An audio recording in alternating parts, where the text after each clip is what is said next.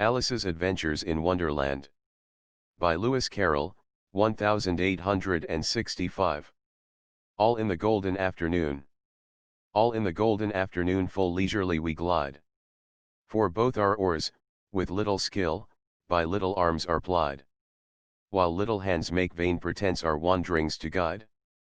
Ah, cruel 3. In such an hour, beneath such dreamy weather, to beg a tale of breath too weak to stir the tiniest feather. Yet what can one poor voice avail against 3 tongues together? Imperious Prima flashes forth her edict to begin it. In gentler tones Secunda hopes there will be nonsense in it. While Tertia interrupts the tale not more than once a minute. Anon, to sudden silence one, in fancy they pursue. The dream child moving through a land of wonders wild and new. In friendly chat with bird or beast and half believe it true. And ever, as the story drained the wells of fancy dry. And faintly strove that weary one to put the subject by. The rest next time it is next time. The happy voices cry. Thus grew the tale of Wonderland, thus slowly, one by one. Its quaint events were hammered out and now the tale is done. And home we steer, a merry crew, beneath the setting sun. Alice. A childish story take, and with a gentle hand. Lay it where childhood's dreams are twined in memory's mystic band. Like pilgrims' withered wreath of flowers plucked in a far-off land. Chapter 1. Down the Rabbit Hole. Alice was beginning to get very tired of sitting by her sister on the bank, and of having nothing to do. Once or twice she had peeped into the book her sister was reading, but it had no pictures or conversations in it, and what is the use of a book, thought Alice, without pictures or conversation? So she was considering in her own mind, as well as she could, for the hot day made her feel very sleepy and stupid, whether the pleasure of making a daisy chain would be worth the trouble of getting up and picking the daisies, when suddenly a white rabbit with pink eyes ran close by her. There was nothing so very remarkable in that, nor did Alice think it so very much out of the way to hear the rabbit say to itself, "Oh dear! Oh dear! I shall be late." When she thought it over afterwards, it occurred to her that she ought to have wondered at this, but at the time it all seemed quite natural.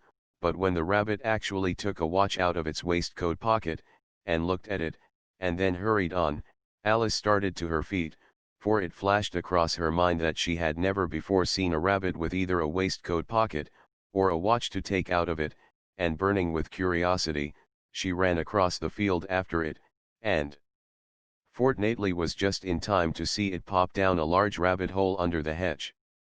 In another moment down went Alice after it, never once considering how in the world she was to get out again. The rabbit hole went straight on like a tunnel for some way, and then dipped suddenly down, so suddenly that Alice had not a moment to think about stopping herself before she found herself falling down a very deep well.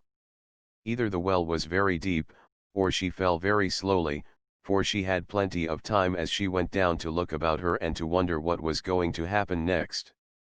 First, she tried to look down and make out what she was coming to, but it was too dark to see anything. Then she looked at the sides of the well, and noticed that they were filled with cupboards and bookshelves. Here and there she saw maps and pictures hung upon pegs. She took down a jar from one of the shelves as she passed. It was labeled orange marmalade, but to her great disappointment it was empty. She did not like to drop the jar for fear of killing somebody, so managed to put it into one of the cupboards as she fell past it. Well, thought Alice to herself, after such a fall as this, I shall think nothing of tumbling downstairs. How brave they'll all think me at home.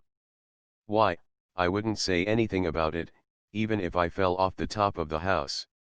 Which was very likely true. Down, down, down.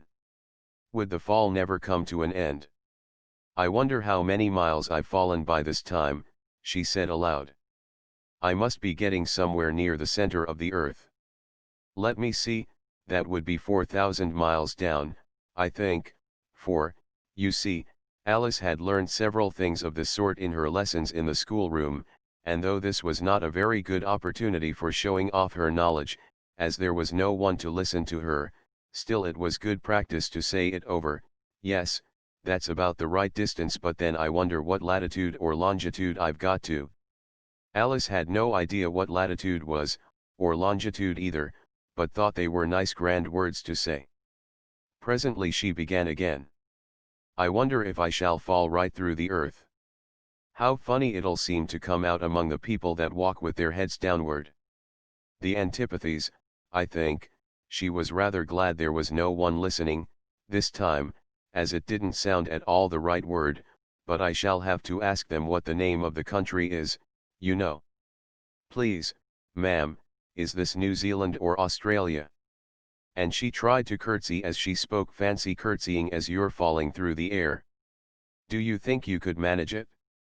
And what an ignorant little girl she'll think me for asking. No, it'll never do to ask. Perhaps I shall see it written up somewhere. Down, down, down. There was nothing else to do, so Alice soon began talking again. Dinah'll miss me very much tonight, I should think. Dinah was the cat. I hope they'll remember her saucer of milk at tea time. Dinah, my dear. I wish you were down here with me. There are no mice in the air, I'm afraid, but you might catch a bat, and that's very like a mouse, you know. But do cats eat bats, I wonder? And here Alice began to get rather sleepy, and went on saying to herself, in a dreamy sort of way, do cats eat bats? Do cats eat bats, and sometimes?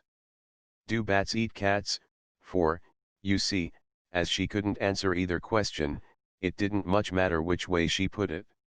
She felt that she was dozing off, and had just begun to dream that she was walking hand in hand with Dinah, and saying to her very earnestly, now, Dinah, tell me the truth, did you ever eat a bat, when suddenly, thump, thump, down she came upon a heap of sticks and dry leaves, and the fall was over. Alice was not a bit hurt, and she jumped up onto her feet in a moment. She looked up, but it was all dark overhead. Before her was another long passage, and the white rabbit was still in sight, hurrying down it. There was not a moment to be lost. Away went Alice like the wind, and was just in time to hear it say, as it turned a corner, oh my ears and whiskers, how late it's getting. She was close behind it when she turned the corner, but the rabbit was no longer to be seen. She found herself in a long, low hall, which was lit up by a row of lamps hanging from the roof. There were doors all round the hall, but they were all locked, and when Alice had been all the way down one side and up the other, trying every door, she walked sadly down the middle, wondering how she was ever to get out again. Suddenly she came upon a little three-legged table, all made of solid glass. There was nothing on it except a tiny golden key, and Alice's first thought was that it might belong to one of the doors of the hall, but, alas! Either the locks were too large, or the key was too small, but at any rate it would not open any of them. However, on the second time round, she came upon a low curtain she had not noticed before. And behind it was a little door about 15 inches high. She tried the little golden key in the lock, and to her great delight it fitted. Alice opened the door and found that it led into a small passage, not much larger than a rat hole. She knelt down and looked along the passage into the loveliest garden you ever saw. How she longed to get out of that dark hall, and wander about among those beds of bright flowers and those cool fountains, but she could not even get her head through the doorway, and even if my head would go through, thought poor Alice, it would be of very little use without my shoulders. Oh, how I wish I could shut up like a telescope. I think I could, if I only know how to begin.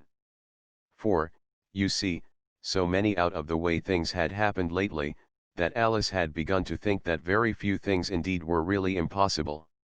There seemed to be no use in waiting by the little door, so she went back to the table, half hoping she might find another key on it, or at any rate a book of rules for shutting people up like telescopes. This time she found a little bottle on it, which certainly was not here before, said Alice, and round the neck of the bottle was a paper label, with the words "Drink Me" beautifully printed on it in large letters. It was all very well to say "Drink me," but the wise little Alice was not going to do that in a hurry.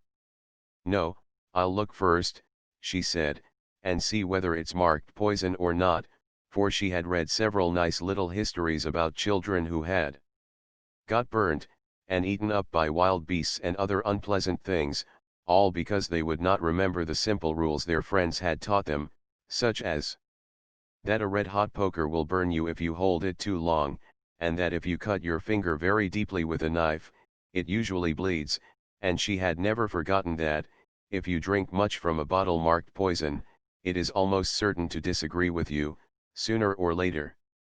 However, this bottle was not marked poison, so Alice ventured to taste it, and finding it very nice, it had, in fact, a sort of mixed flavor of cherry tart, custard, pineapple, roast turkey, toffee, and hot buttered toast. She very soon finished it off. "What a curious feeling," said Alice, "I must be shutting up like a telescope." And so it was indeed. She was now only 10 inches high, and her face brightened up at the thought that she was now the right size for going through the little door into that lovely garden. First, however, she waited for a few minutes to see if she was going to shrink any further. She felt a little nervous about this, for it might end, "You know," said Alice to herself, "in my going out altogether, like a candle. I wonder what I should be like then." And she tried to fancy what the flame of a candle is like after the candle is blown out, for she could not remember ever having seen such a thing. After a while, finding that nothing more happened, she decided on going into the garden at once, but, alas for poor Alice! When she got to the door, she found she had forgotten the little golden key, and when she went back to the table for it, she found she could not possibly reach it. She could see it quite plainly through the glass, and she tried her best to climb up one of the legs of the table, but it was too slippery, and when she had tired herself out with trying, the poor little thing sat down and cried. "Come, there's no use in crying like that," said Alice to herself, rather sharply, "I advise you to leave off this minute." She generally gave herself very good advice, though she very seldom followed it, and sometimes she scolded herself so severely as to bring tears into her eyes, and once she remembered trying to box her own ears for having cheated herself in a game of croquet she was playing against herself, for this curious child was very fond of pretending to be two people. "But it's no use now," thought poor Alice, "to pretend to be two people. Why, there's hardly enough of me left to make one respectable person." Soon her eye fell on a little glass box that was lying under the table. She opened it, and found in it a very small cake, on which the words "Eat me" were beautifully marked in currants. "Well, I'll eat it," said Alice, "and if it makes me grow larger, I can reach the key, and if it makes me grow smaller, I can creep under the door, so either way I'll get into the garden, and I don't care which happens." She ate a little bit, and said anxiously to herself, "Which way? Which way?" holding her hand on the top of her head to feel which way it was growing, and she was quite surprised to find that she remained the same size. To be sure, this generally happens when one eats cake, but Alice had got so much into the way of expecting nothing but out of the way things to happen, that it seemed quite dull and stupid for life to go on in the common way. So she set to work, and very soon finished off the cake. Chapter 2. The Pool of Tears. "Curiouser and curiouser," cried Alice. She was so much surprised, that for the moment she quite forgot how to speak good English. "Now I'm opening out like the largest telescope that ever was. Goodbye, feet." For when she looked down at her feet, they seemed to be almost out of sight, they were getting so far off. "Oh, my poor little feet, I wonder who will put on your shoes and stockings for you now, dears. I'm sure I shan't be able. I shall be a great deal too far off to trouble myself about you. You must manage the best way you can, but I must be kind to them," thought Alice, "or perhaps they won't walk the way I want to go. Let me see, I'll give them a new pair of boots every Christmas." And she went on planning to herself how she would manage it. "They must go by the carrier," she thought, "and how funny it'll seem, sending presents to one's own feet. And how odd the directions will look. Alice's right foot, ESQ hearthrug. Near the fender, with Alice's love. Oh dear, what nonsense I'm talking. Just then her head struck against the roof of the hall. In fact she was now more than 9 feet high, and she at once took up the little golden key and hurried off to the garden door. Poor Alice! It was as much as she could do, lying down on one side, to look through into the garden with one eye, but to get through was more hopeless than ever. She sat down and began to cry again. You ought to be ashamed of yourself, said Alice, a great girl like you, she might well say this, to go on crying in this way. Stop this moment, I tell you. But she went on all the same, shedding gallons of tears, until there was a large pool all round her, about 4 inches deep and reaching half down the hall. After a time she heard a little pattering of feet in the distance, and she hastily dried her eyes to see what was coming. It was the White Rabbit returning, splendidly dressed, with a pair of white kid gloves in one hand and a large fan in the other. He came trotting along in a great hurry, muttering to himself as he came, "Oh, the Duchess, the Duchess. Oh, won't she be savage if I've kept her waiting?" Alice felt so desperate that she was ready to ask help of anyone, so, when the rabbit came near her, she began, in a low, timid voice, "If you please, sir." The rabbit started violently, dropped the white kid gloves and the fan, and scurried away into the darkness as hard as he could go. Alice took up the fan and gloves, and, as the hall was very hot, she kept fanning herself all the time she went on talking, "Dear, dear. How queer everything is today. And yesterday things went on just as usual. I wonder if I've been changed in the night? Let me think, was I the same when I got up this morning? I almost think I can remember feeling a little different. But if I'm not the same, the next question is, who in the world am I? Ah, that's the great puzzle." And she began thinking over all the children she knew that were of the same age as herself, to see if she could have been changed for any of them.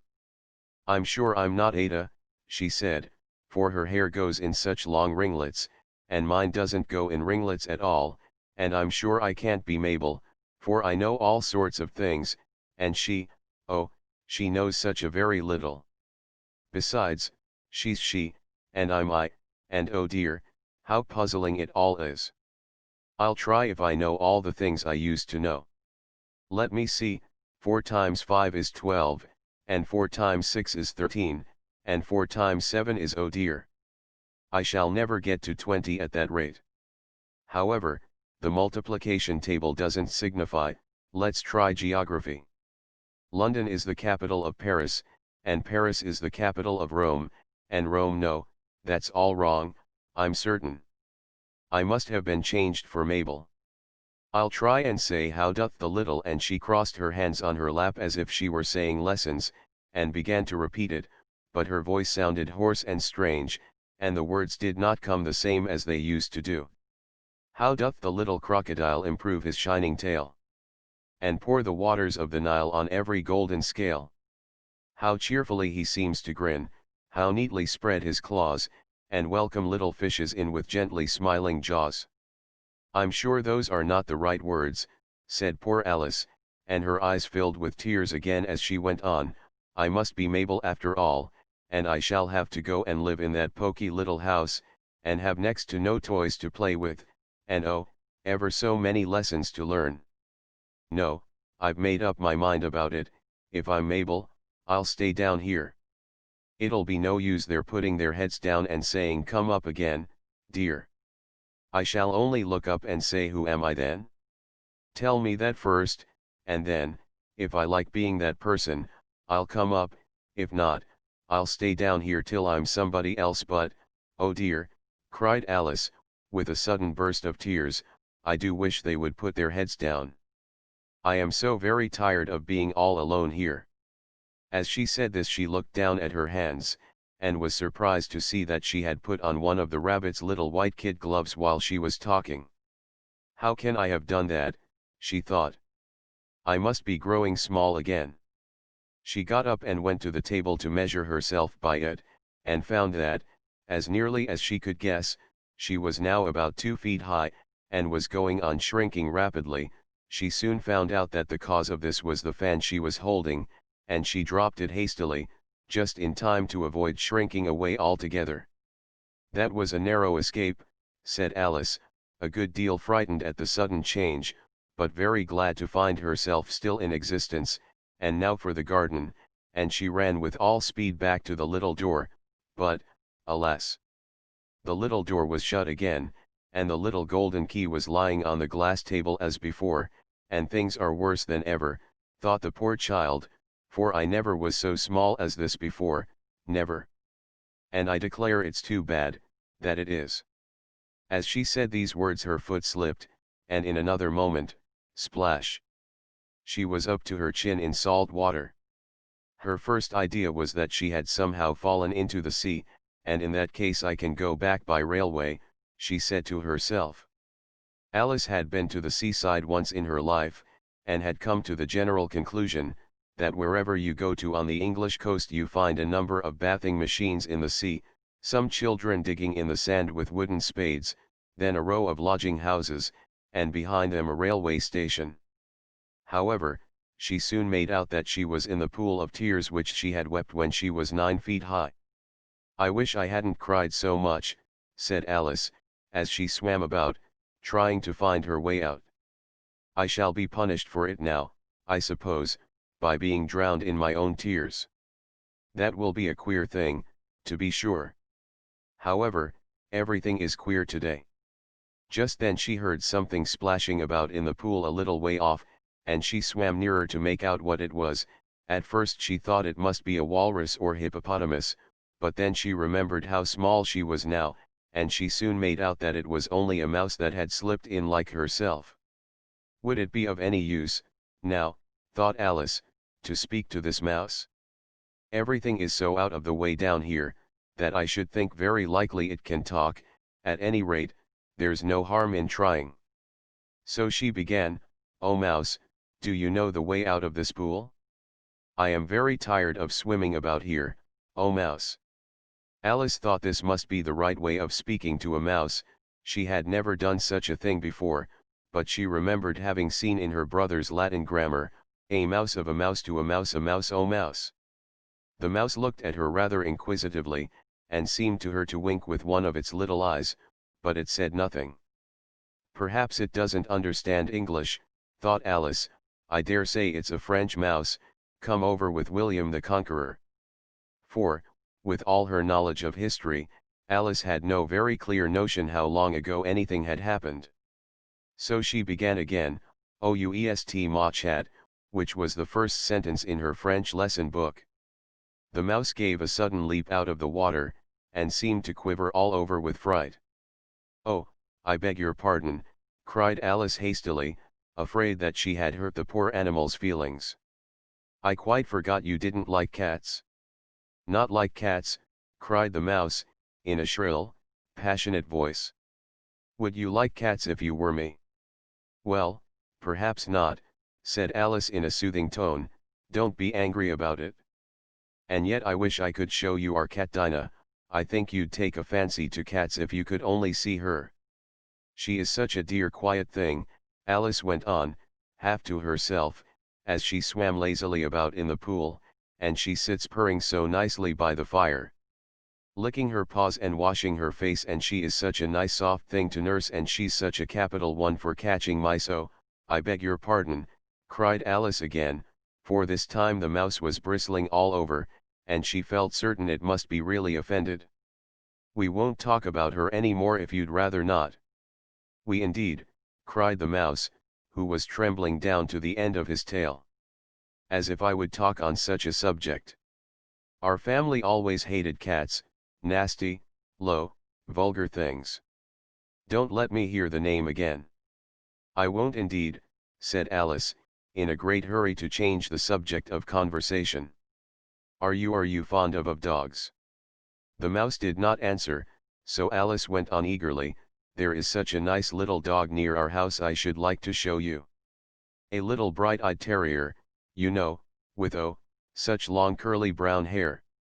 And it'll fetch things when you throw them, and it'll sit up and beg for its dinner, and all sorts of things I can't remember half of them, and it belongs to a farmer, you know, and he says it's so useful, it's worth £100.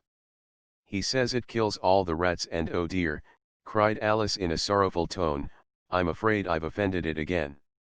For the mouse was swimming away from her as hard as it could go, and making quite a commotion in the pool as it went. So she called softly after it, Mouse dear, do come back again, and we won't talk about cats or dogs either, if you don't like them. When the mouse heard this, it turned round and swam slowly back to her.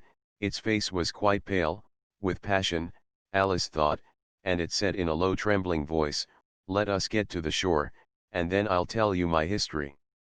And you'll understand why it is I hate cats and dogs. It was high time to go, for the pool was getting quite crowded with the birds and animals that had fallen into it. There were a duck and a dodo, a lory and an eaglet, and several other curious creatures.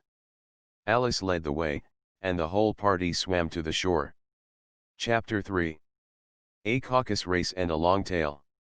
They were indeed a queer-looking party that assembled on the bank, the birds with draggled feathers, the animals with their fur clinging close to them, and all dripping wet, cross, and uncomfortable.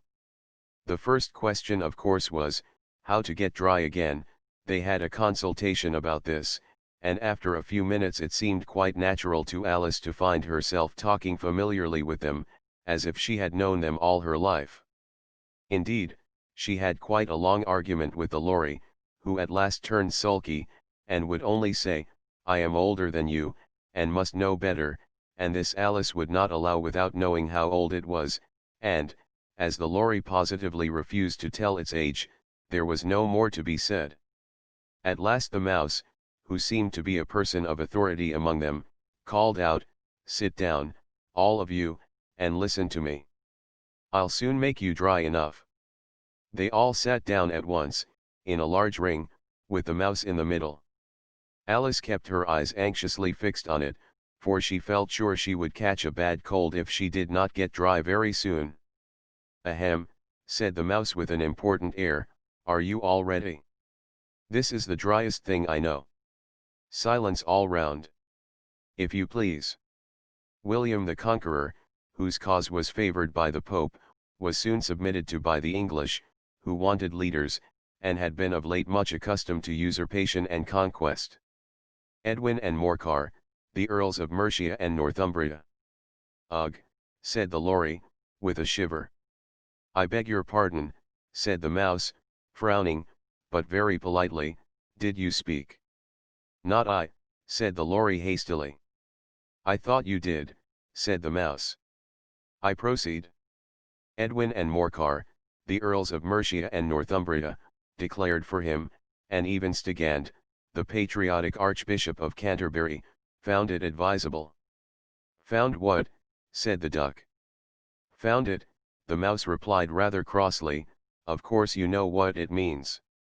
I know what it means well enough. When I find a thing, said the duck, it's generally a frog or a worm. The question is, what did the Archbishop find?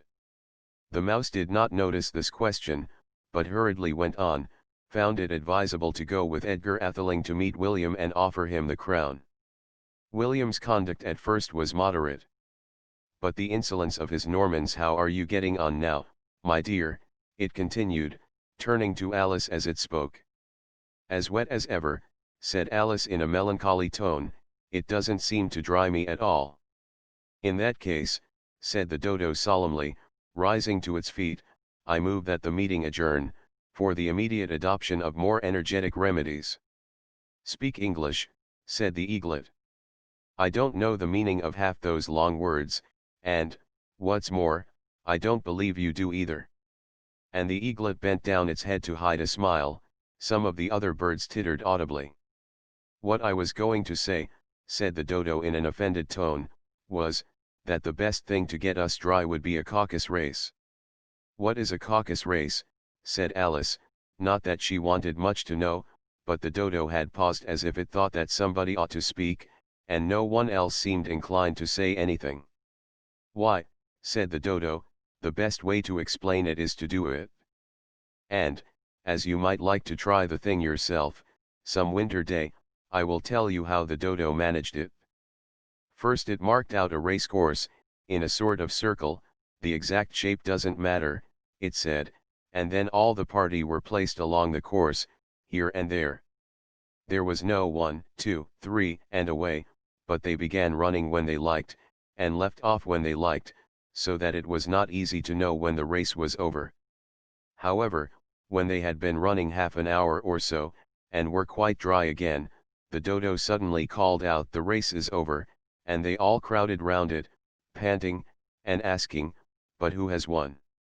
This question the dodo could not answer without a great deal of thought, and it sat for a long time with one finger pressed upon its forehead, the position in which you usually see Shakespeare, in the pictures of him, while the rest waited in silence. At last the dodo said, 'Everybody has won, and all must have prizes.' 'But who is to give the prizes?' quite a chorus of voices asked. 'Why, she, of course,' said the dodo, pointing to Alice with one finger, and the whole party at once crowded round her, calling out in a confused way, 'Prizes! Prizes!' Alice had no idea what to do, and in despair she put her hand in her pocket, and pulled out a box of comfits, luckily the salt water had not got into it, and handed them round as prizes. There was exactly one apiece all round. 'But she must have a prize herself, you know,' said the mouse. 'Of course,' the dodo replied very gravely. 'What else have you got in your pocket?' he went on, turning to Alice. 'Only a thimble,' said Alice sadly. 'Hand it over here,' said the dodo. Then they all crowded round her once more, while the dodo solemnly presented the thimble, saying, 'We beg your acceptance of this elegant thimble,' and, when it had finished this short speech, they all cheered. Alice thought the whole thing very absurd, but they all looked so grave that she did not dare to laugh, and, as she could not think of anything to say, she simply bowed, and took the thimble, looking as solemn as she could. The next thing was to eat the comfits. This caused some noise and confusion, as the large birds complained that they could not taste theirs, and the small ones choked and had to be patted on the back. However, it was over at last, and they sat down again in a ring, and begged the mouse to tell them something more. 'You promised to tell me your history, you know,' said Alice, 'and why it is you hate C and D,' she added in a whisper, half afraid that it would be offended again. 'Mine is a long and a sad tale,' said the mouse, turning to Alice, and sighing. 'It is a long tale, certainly,' said Alice, looking down with wonder at the mouse's tail, 'but why do you call it sad?' And she kept on puzzling about it while the mouse was speaking, so that her idea of the tale was something like this. Fury said to a mouse that he met in the house, 'Let us both go to law. I will prosecute you. Come, I'll take no denial. We must have a trial. For really this morning I've nothing to do.' Said the mouse to the cur. 'Such a trial, dear sir, with no jury or judge would be wasting our breath. I'll be judge, I'll be jury,' said cunning old Fury. 'I'll try the whole cause, and condemn you to death.' 'You are not attending,' said the mouse to Alice severely. 'What are you thinking of?' 'I beg your pardon,' said Alice very humbly, 'you had got to the fifth bend, I think.' 'I had not,' cried the mouse, sharply and very angrily. 'Not,' said Alice, always ready to make herself useful, and looking anxiously about her. 'Oh, do let me help to undo it.' 'I shall do nothing of the sort,' said the mouse, getting up and walking away. 'You insult me by talking such nonsense.' 'I didn't mean it,' pleaded poor Alice. 'But you're so easily offended, you know.' The mouse only growled in reply. 'Please come back and finish your story.' Alice called after it, and the others all joined in chorus, 'Yes, please do,' but the mouse only shook its head impatiently, and walked a little quicker. 'What a pity it wouldn't stay,' sighed the lorry, as soon as it was quite out of sight, and an old crab took the opportunity of saying to her daughter, "Ah, my dear, let this be a lesson to you never to lose your temper." "Hold your tongue, Ma," said the young crab, a little snappishly. "You're enough to try the patience of an oyster." "I wish I had our Dinah here, I know I do," said Alice aloud, addressing nobody in particular. "She'd soon fetch it back." "And who is Dinah, if I might venture to ask the question?" said the lorry. Alice replied eagerly, for she was always ready to talk about her pet. "Dinah's our cat. And she's such a capital one for catching mice you can't think. And oh, I wish you could see her after the birds. Why, she'll eat a little bird as soon as look at it." This speech caused a remarkable sensation among the party. Some of the birds hurried off at once. One old magpie began wrapping itself up very carefully, remarking, "I really must be getting home, the night air doesn't suit my throat," and a canary called out in a trembling voice to its children, "Come away, my dears. It's high time you were all in bed." On various pretexts they all moved off, and Alice was soon left alone. "I wish I hadn't mentioned Dinah," she said to herself in a melancholy tone. "Nobody seems to like her, down here, and I'm sure she's the best cat in the world. Oh, my dear Dinah.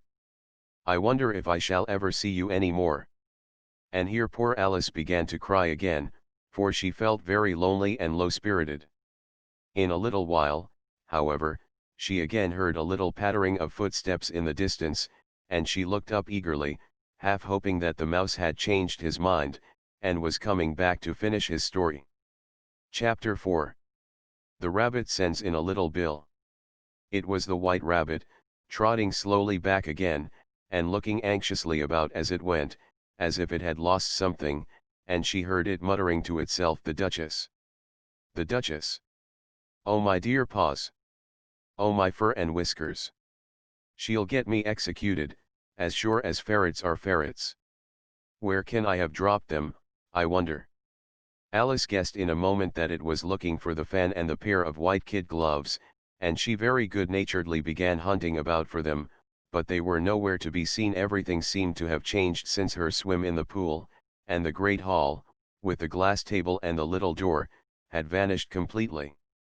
Very soon the rabbit noticed Alice, as she went hunting about, and called out to her in an angry tone, "Why, Mary Ann, what are you doing out here? Run home this moment, and fetch me a pair of gloves and a fan. Quick, now." And Alice was so much frightened that she ran off at once in the direction it pointed to, without trying to explain the mistake it had made.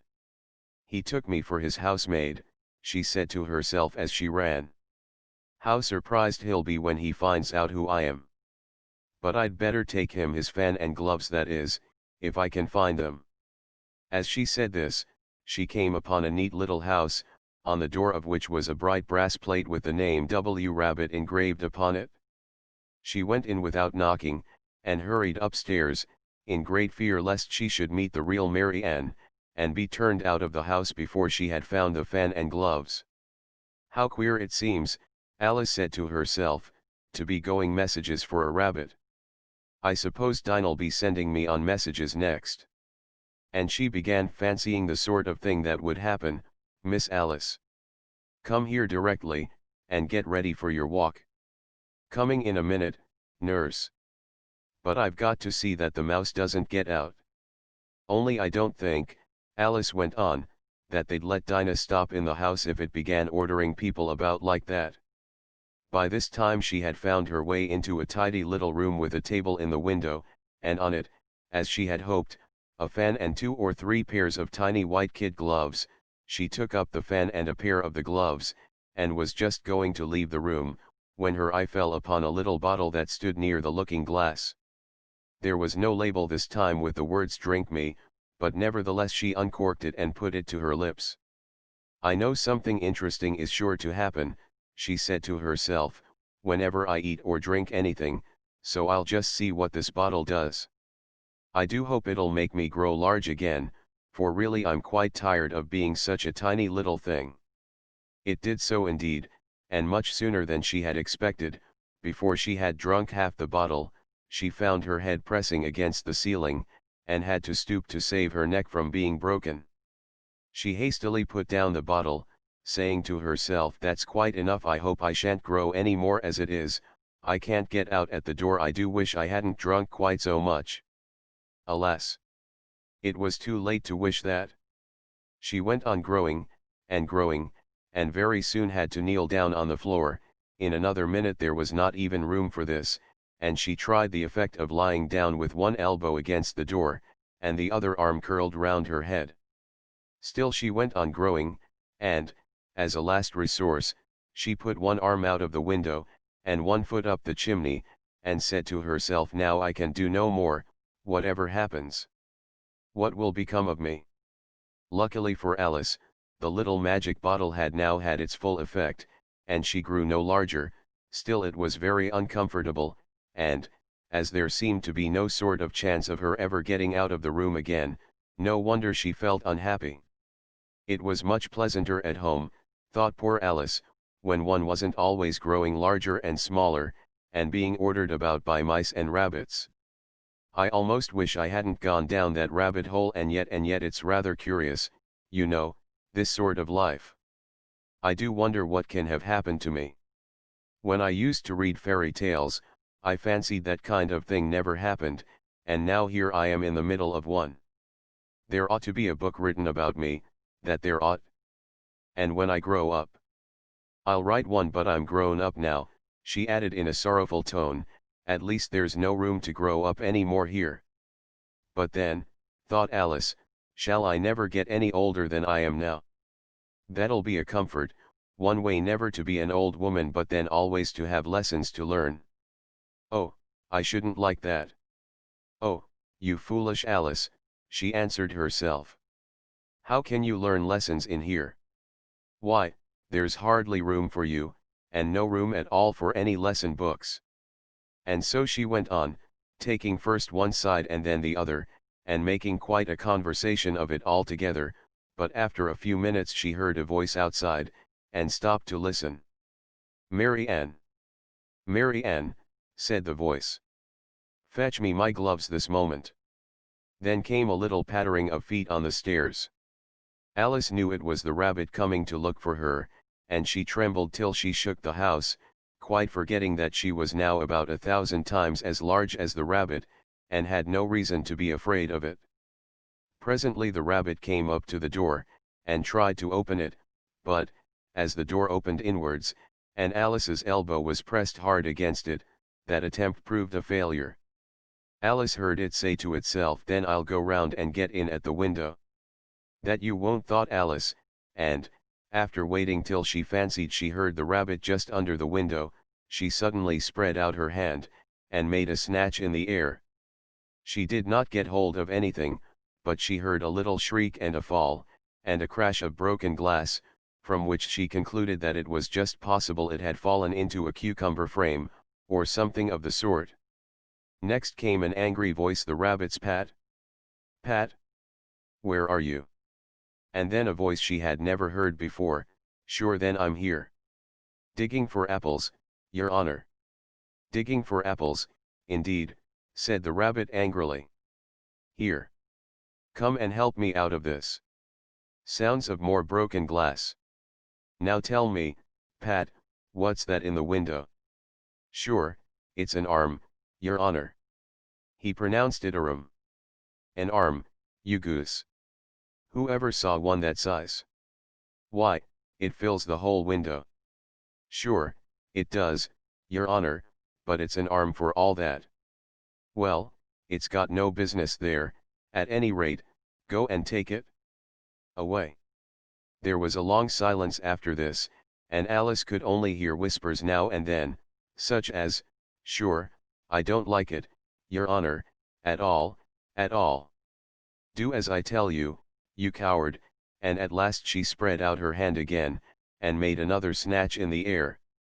This time there were two little shrieks, and more sounds of broken glass. "What a number of cucumber frames there must be," thought Alice. "I wonder what they'll do next. As for pulling me out of the window, I only wish they could. I'm sure I don't want to stay in here any longer. She waited for some time without hearing anything more. At last came a rumbling of little cartwheels, and the sound of a good many voices all talking together. She made out the words, "Where's the other ladder? Why, I hadn't to bring but one. Bill's got the other bill. Fetch it here, lad, here, put 'em up at this corner. No, tie 'em together first, they don't reach half high enough yet. Oh, they'll do well enough, don't be particular here, Bill. Catch hold of this rope, will the roof bear? Mind that loose slate. Oh, it's coming down. Heads below." A loud crash. Now, who did that? It was Bill. "I fancy who's to go down the chimney." "Nay, I shan't." "You do it." "That I won't." "Then, Bill's to go down here." "Bill, the master says you're to go down the chimney." "Oh. So Bill's got to come down the chimney, has he?" said Alice to herself. "Shy, they seem to put everything upon Bill. I wouldn't be in Bill's place for a good deal. This fireplace is narrow, to be sure, but I think I can kick a little." She drew her foot as far down the chimney as she could, and waited till she heard a little animal, she couldn't guess of what sort it was, scratching and scrambling about in the chimney close above her. Then, saying to herself, "This is Bill," she gave one sharp kick, and waited to see what would happen next. The first thing she heard was a general chorus of "There goes Bill," then the rabbit's voice along, "Catch him, you by the hedge," then silence, and then another confusion of voices, "Hold up his head, Brandy, now don't choke him. How was it, old fellow? What happened to you? Tell us all about it." Last came a little feeble, squeaking voice. "That's Bill," thought Alice. "Well, I hardly know no more, thank ye. I'm better now, but I'm a deal too flustered to tell you. All I know is, something comes at me like a jack in the box, and up I goes like a skyrocket." "So you did, old fellow," said the others. "We must burn the house down," said the rabbit's voice, and Alice called out as loud as she could, "If you do, I'll set Dinah at you." There was a dead silence instantly, and Alice thought to herself, "I wonder what they will do next. If they had any sense, they'd take the roof off." After a minute or two, they began moving about again, and Alice heard the rabbit say, "A barrowful will do, to begin with." A barrowful of what? thought Alice, but she had not long to doubt, for the next moment a shower of little pebbles came rattling in at the window, and some of them hit her in the face. "I'll put a stop to this," she said to herself, and shouted out, "You'd better not do that again," which produced another dead silence. Alice noticed with some surprise that the pebbles were all turning into little cakes as they lay on the floor, and a bright idea came into her head. "If I eat one of these cakes," she thought, "it's sure to make some change in my size, and as it can't possibly make me larger, it must make me smaller, I suppose." So she swallowed one of the cakes, and was delighted to find that she began shrinking directly. As soon as she was small enough to get through the door, she ran out of the house, and found quite a crowd of little animals and birds waiting outside. The poor little lizard, Bill, was in the middle, being held up by 2 guinea pigs, who were giving it something out of a bottle. They all made a rush at Alice the moment she appeared, but she ran off as hard as she could, and soon found herself safe in a thick wood. "The first thing I've got to do," said Alice to herself, as she wandered about in the wood, "is to grow to my right size again, and the second thing is to find my way into that lovely garden. I think that will be the best plan." It sounded an excellent plan, no doubt, and very neatly and simply arranged. The only difficulty was, that she had not the smallest idea how to set about it, and while she was peering about anxiously among the trees, a little sharp bark just over her head made her look up in a great hurry. An enormous puppy was looking down at her with large round eyes, and feebly stretching out one paw, trying to touch her. "Poor little thing," said Alice, in a coaxing tone, and she tried hard to whistle to it, but she was terribly frightened all the time at the thought that it might be hungry, in which case it would be very likely to eat her up in spite of all her coaxing. Hardly knowing what she did, she picked up a little bit of stick, and held it out to the puppy, whereupon the puppy jumped into the air off all its feet at once, with a yelp of delight, and rushed at the stick, and made believe to worry it. Then Alice dodged behind a great thistle, to keep herself from being run over, and the moment she appeared on the other side, the puppy made another rush at the stick, and tumbled head over heels in its hurry to get hold of it.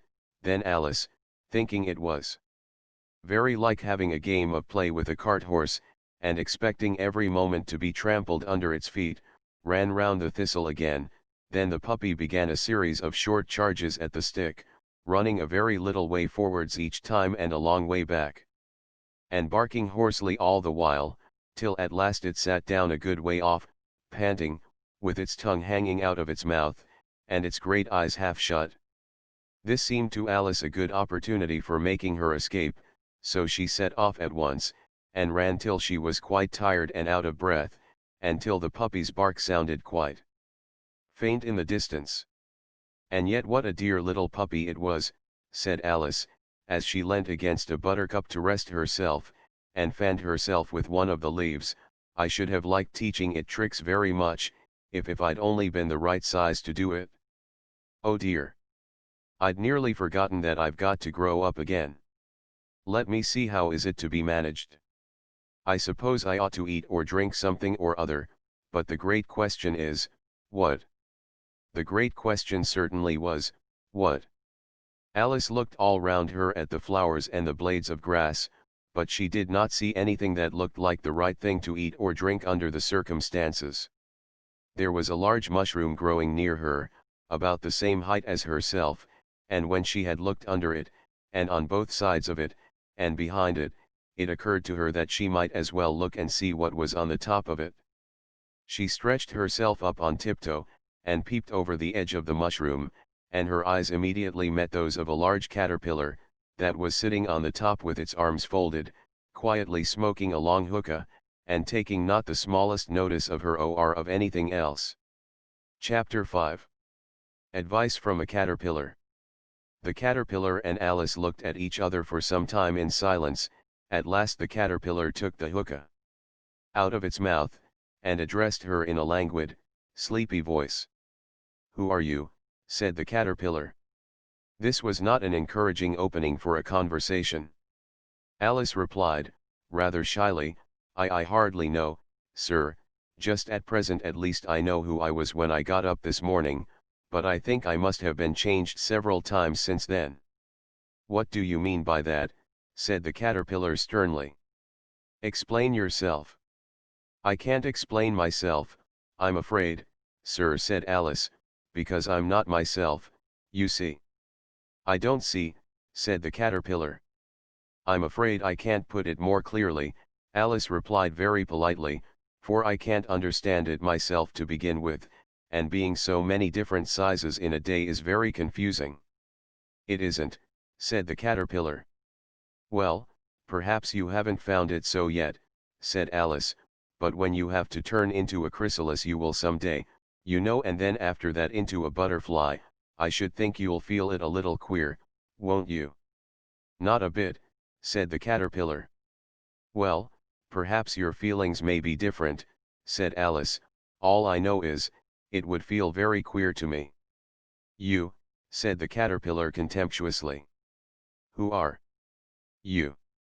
Which brought them back again to the beginning of the conversation.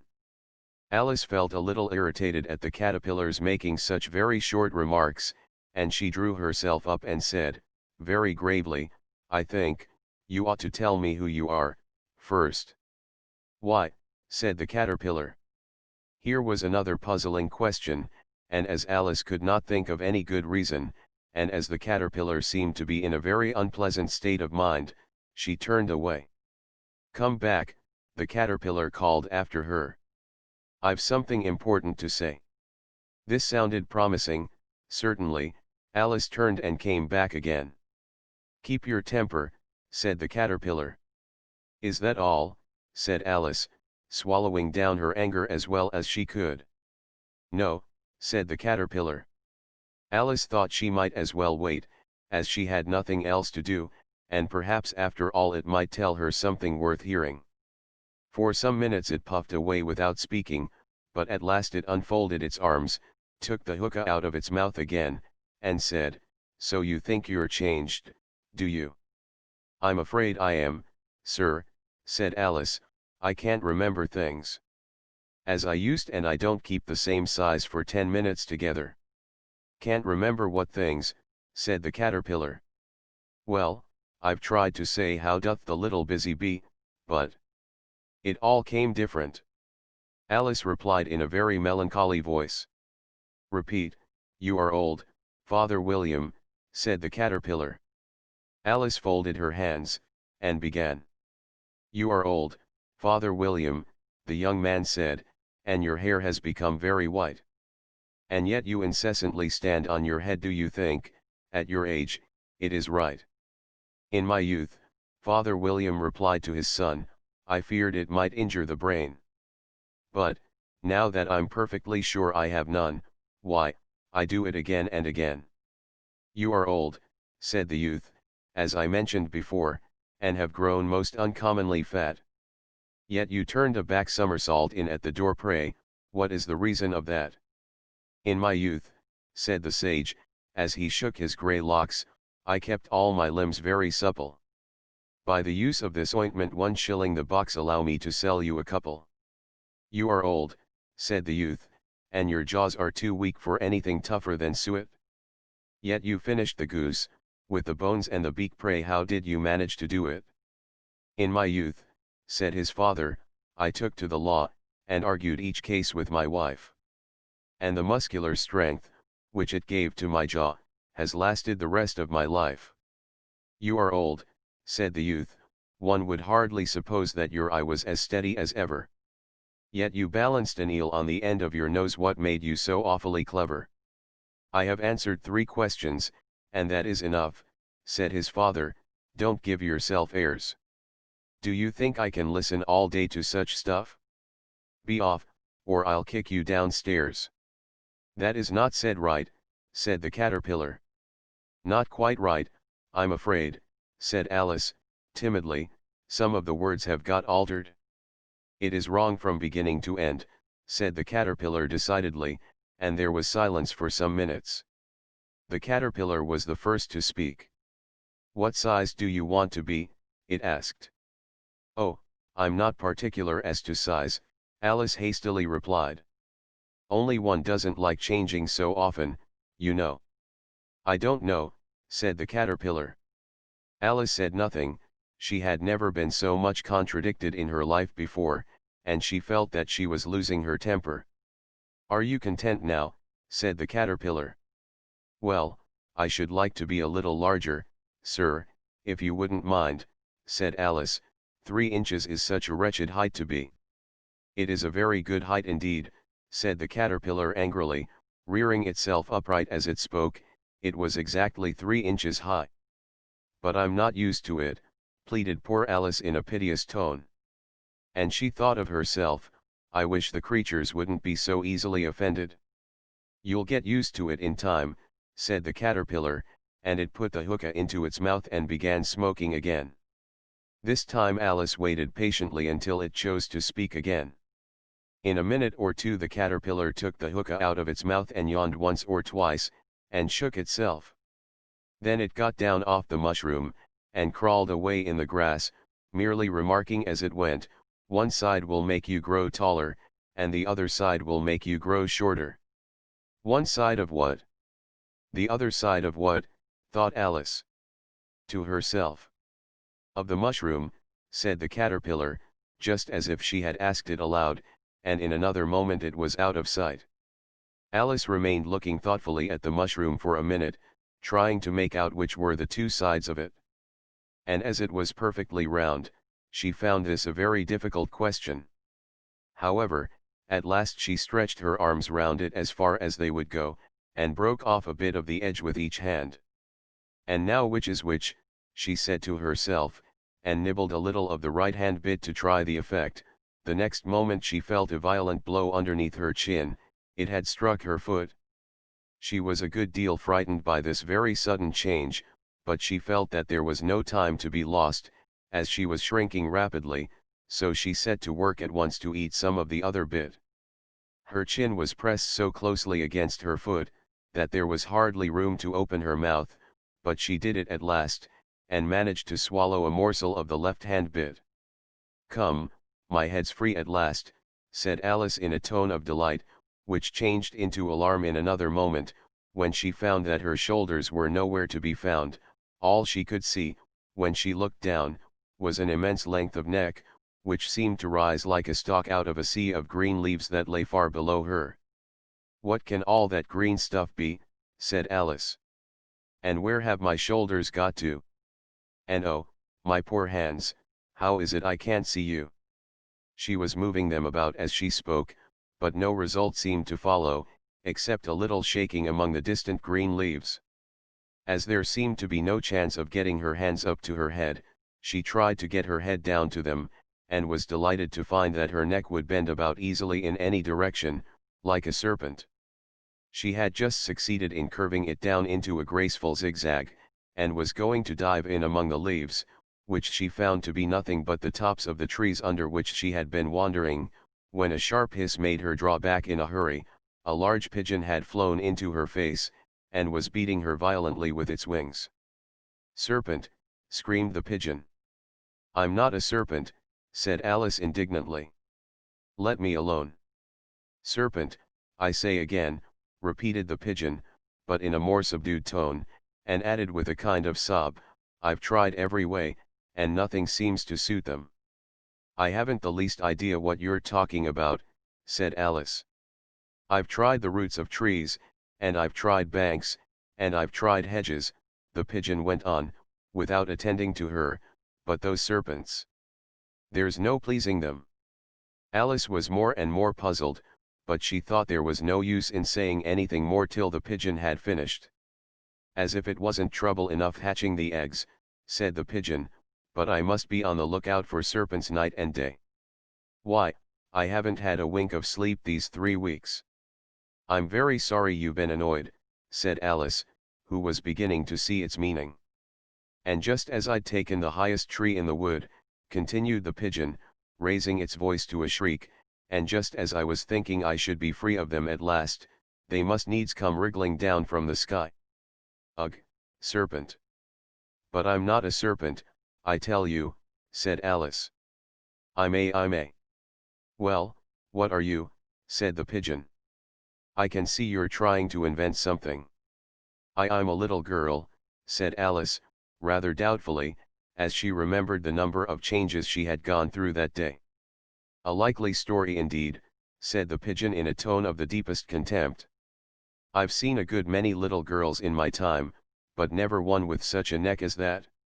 No, no. You're a serpent, and there's no use denying it. I suppose you'll be telling me next that you never tasted an egg."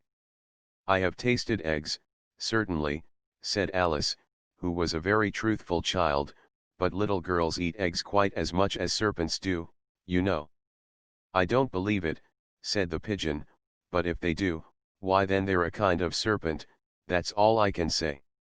This was such a new idea to Alice, that she was quite silent for a minute or two, which gave the pigeon the opportunity of adding, "You're looking for eggs, I know that well enough, and what does it matter to me whether you're a little girl or a serpent?" "It matters a good deal to me," said Alice hastily, "but I'm not looking for eggs, as it happens, and if I was, I shouldn't want yours, I don't like them raw." "Well, be off, then," said the pigeon in a sulky tone, as it settled down again into its nest. Alice crouched down among the trees as well as she could, for her neck kept getting entangled among the branches, and every now and then she had to stop and untwist it. After a while she remembered that she still held the pieces of mushroom in her hands, and she set to work very carefully, nibbling first at one and then at the other, and growing sometimes taller and sometimes shorter, until she had succeeded in bringing herself down to her usual height. It was so long since she had been anything near the right size, that it felt quite strange at first, but she got used to it in a few minutes, and began talking to herself, as usual. "Come, there's half my plan done now. How puzzling all these changes are. I'm never sure what I'm going to be, from one minute to another. However, I've got back to my right size. The next thing is, to get into that beautiful garden. How is that to be done, I wonder? As she said this, she came suddenly upon an open place, with a little house in it about 4 feet high. Whoever lives there, thought Alice, it'll never do to come upon them this size.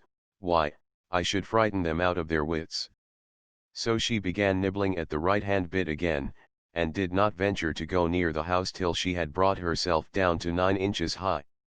Chapter 6. Pig and Pepper. For a minute or two she stood looking at the house, and wondering what to do next, when suddenly a footman in livery came running out of the wood. She considered him to be a footman because he was in livery, otherwise, judging by his face only, she would have called him a fish, and rapped loudly at the door with his knuckles. It was opened by another footman in livery, with a round face, and large eyes like a frog, and both footmen, Alice noticed, had powdered hair that curled all over their heads. She felt very curious to know what it was all about, and crept a little way out of the wood to listen.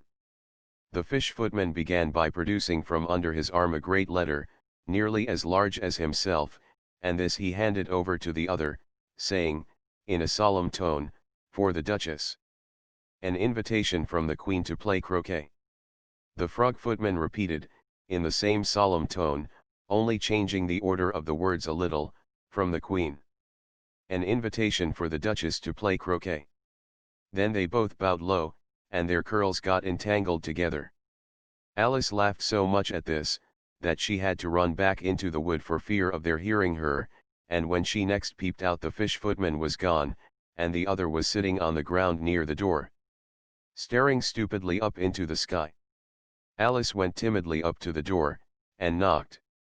"There's no sort of use in knocking," said the footman, "and that for 2 reasons. First, because I'm on the same side of the door as you are, secondly, because they're making such a noise inside, no one could possibly hear you." And certainly there was a most extraordinary noise going on within, a constant howling and sneezing, and every now and then a great crash, as if a dish or kettle had been broken to pieces. "Please, then," said Alice, "how am I to get in?" "There might be some sense in your knocking," the footman went on without attending to her, "if we had the door between us. For instance, if you were inside, you might knock, and I could let you out, you know."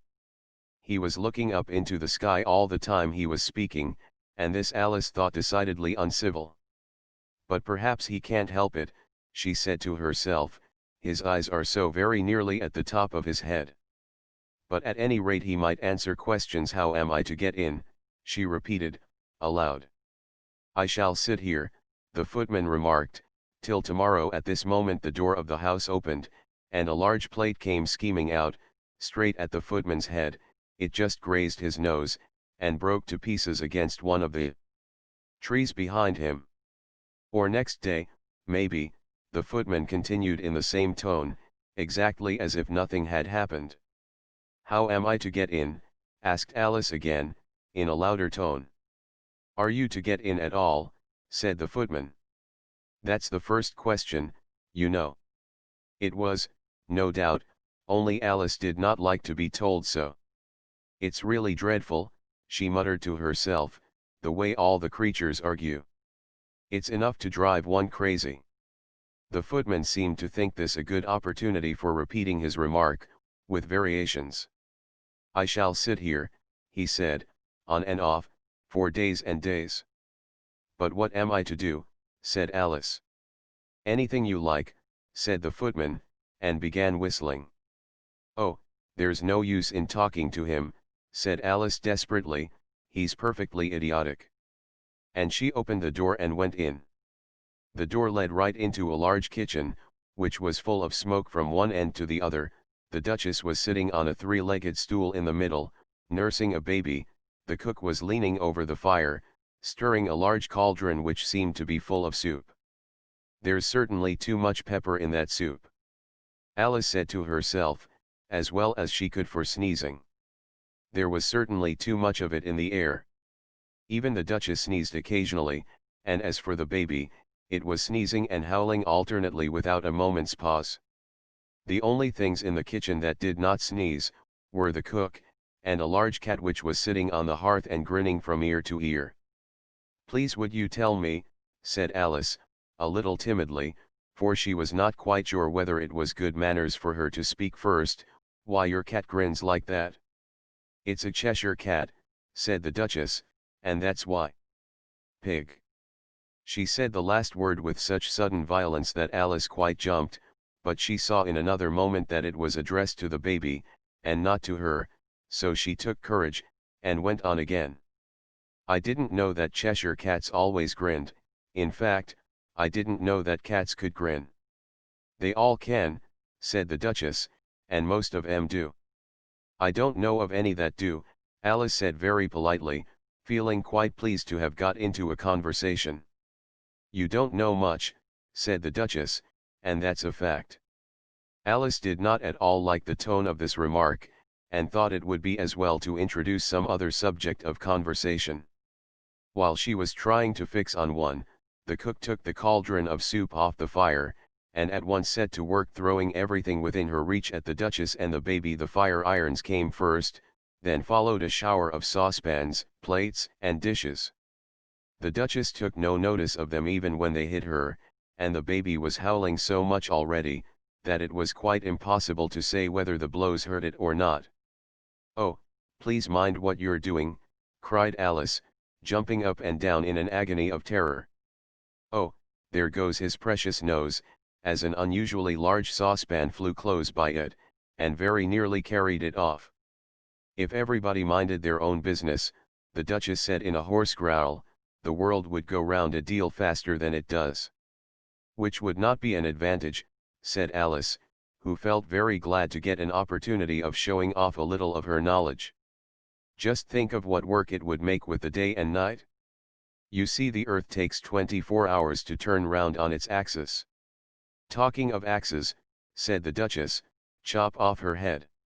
Alice glanced rather anxiously at the cook, to see if she meant to take the hint, but the cook was busily stirring the soup, and seemed not to be listening, so she went on again, 24 hours, I think, or is it 12?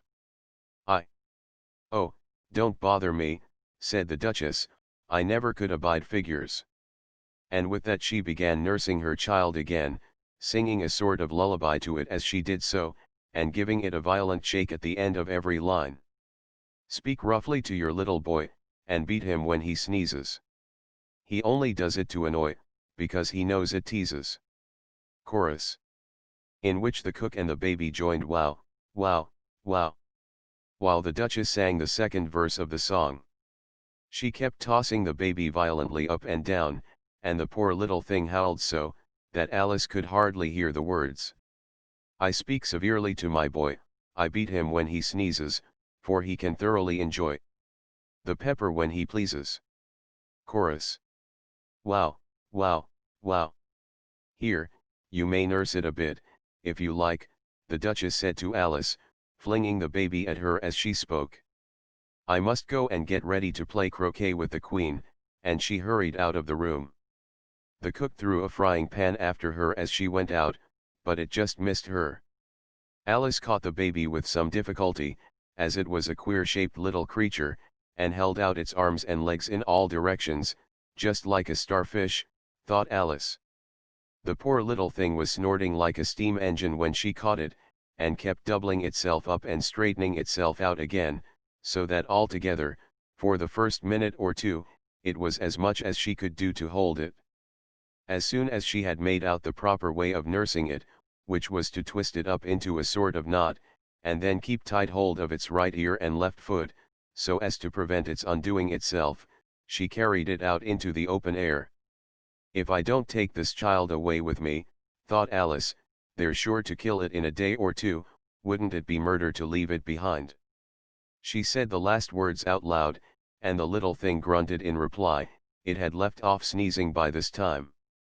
"Don't grunt," said Alice, "that's not at all a proper way of expressing yourself."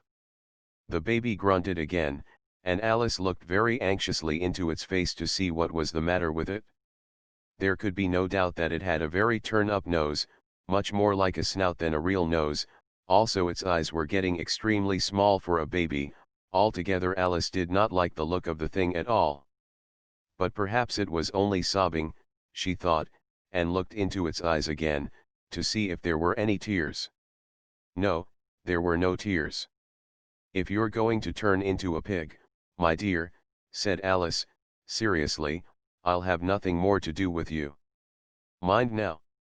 The poor little thing sobbed again, or grunted, it was impossible to say which, and they went on for some while in silence. Alice was just beginning to think to herself, "Now, what am I to do with this creature when I get it home," when it grunted again, so violently, that she looked down into its face in some alarm. This time there could be no mistake about it, it was neither more nor less than a pig, and she felt that it would be quite absurd for her to carry it further. So she set the little creature down, and felt quite relieved to see it trot away quietly into the wood. If it had grown up, she said to herself, it would have made a dreadfully ugly child, but it makes rather a handsome pig, I think. And she began thinking over other children she knew, who might do very well as pigs, and was just saying to herself, if one only knew the right way to change them. When she was a little startled by seeing the Cheshire Cat sitting on a bough of a tree a few yards off. The cat only grinned when it saw Alice. It looked good-natured, she thought, still it had very long claws and a great many teeth, so she felt that it ought to be treated with respect. "Cheshire Puss," she began, rather timidly, as she did not at all know whether it would like the name. However, it only grinned a little wider. "Come, it's pleased so far," thought Alice, and she went on. "Would you tell me, please, which way I ought to go from here?" "That depends a good deal on where you want to get to," said the cat. "I don't much care where," said Alice. "Then it doesn't matter which way you go," said the cat. "So long as I get somewhere," Alice added as an explanation. "Oh, you're sure to do that," said the cat, "if you only walk long enough." Alice felt that this could not be denied, so she tried another question. "What sort of people live about here?" "In that direction," the cat said, waving its right paw round, "lives a hatter, and in that direction, waving the other paw, lives a March hare. Visit either you like, they're both mad." "But I don't want to go among mad people," Alice remarked. "Oh, you can't help that," said the cat, "we're all mad here." "I'm mad." "You're mad." "How do you know I'm mad?" said Alice. "You must be," said the cat, "or you wouldn't have come here." Alice didn't think that proved it at all, however, she went on, "And how do you know that you're mad?" "To begin with," said the cat, "a dog's not mad." "You grant that?" "I suppose so," said Alice. "Well, then," the cat went on, "you see, a dog growls when it's angry, and wags its tail when it's pleased.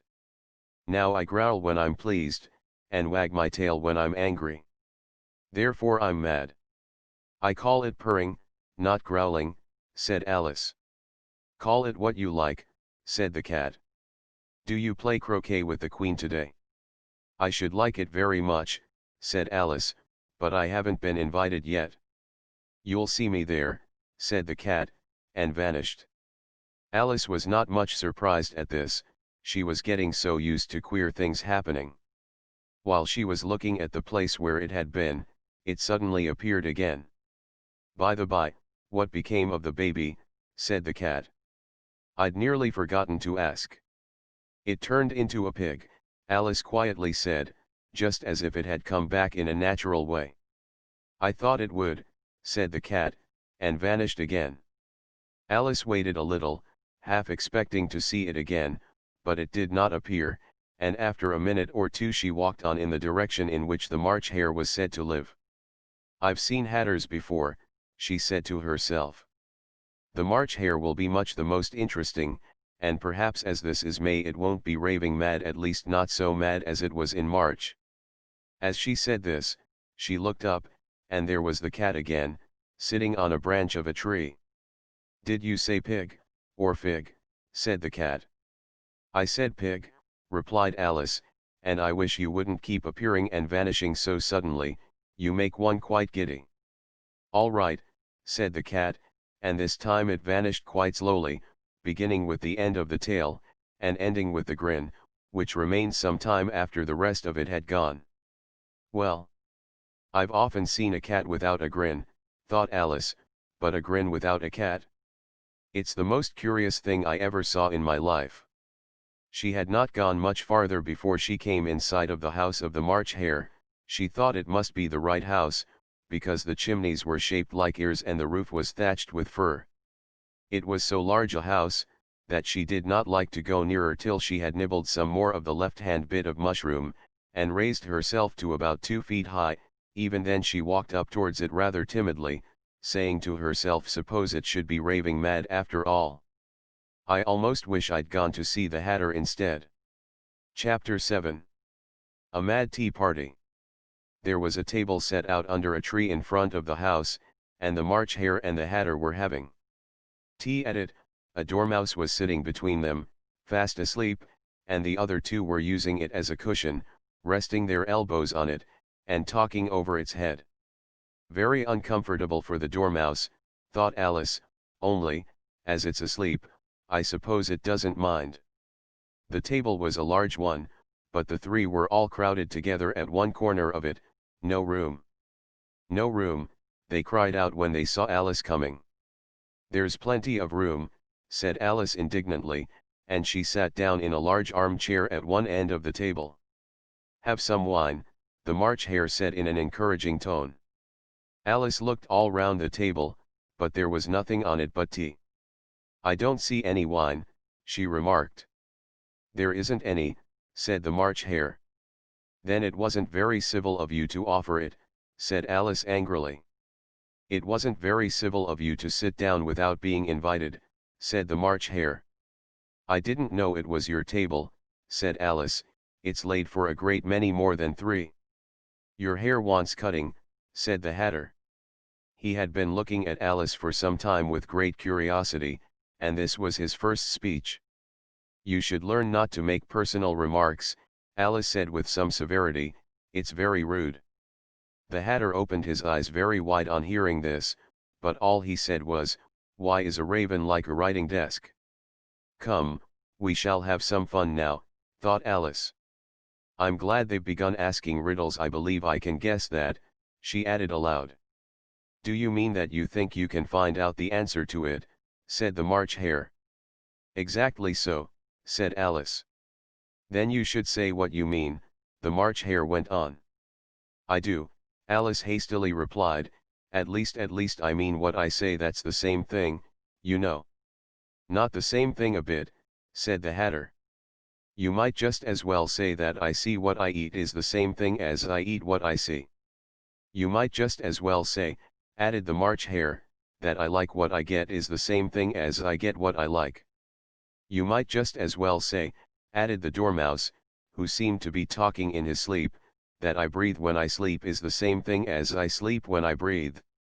It is the same thing with you, said the Hatter, and here the conversation dropped, and the party sat silent for a minute, while Alice thought over all she could remember about ravens and writing desks, which wasn't much.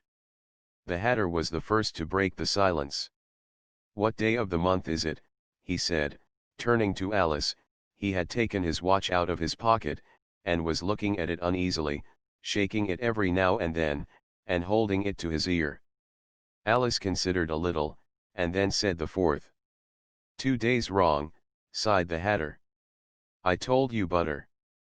Wouldn't suit the works, he added looking angrily at the March Hare.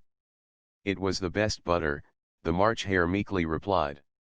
Yes, but some crumbs must have got in as well, the Hatter grumbled, you shouldn't have put it in with the bread knife.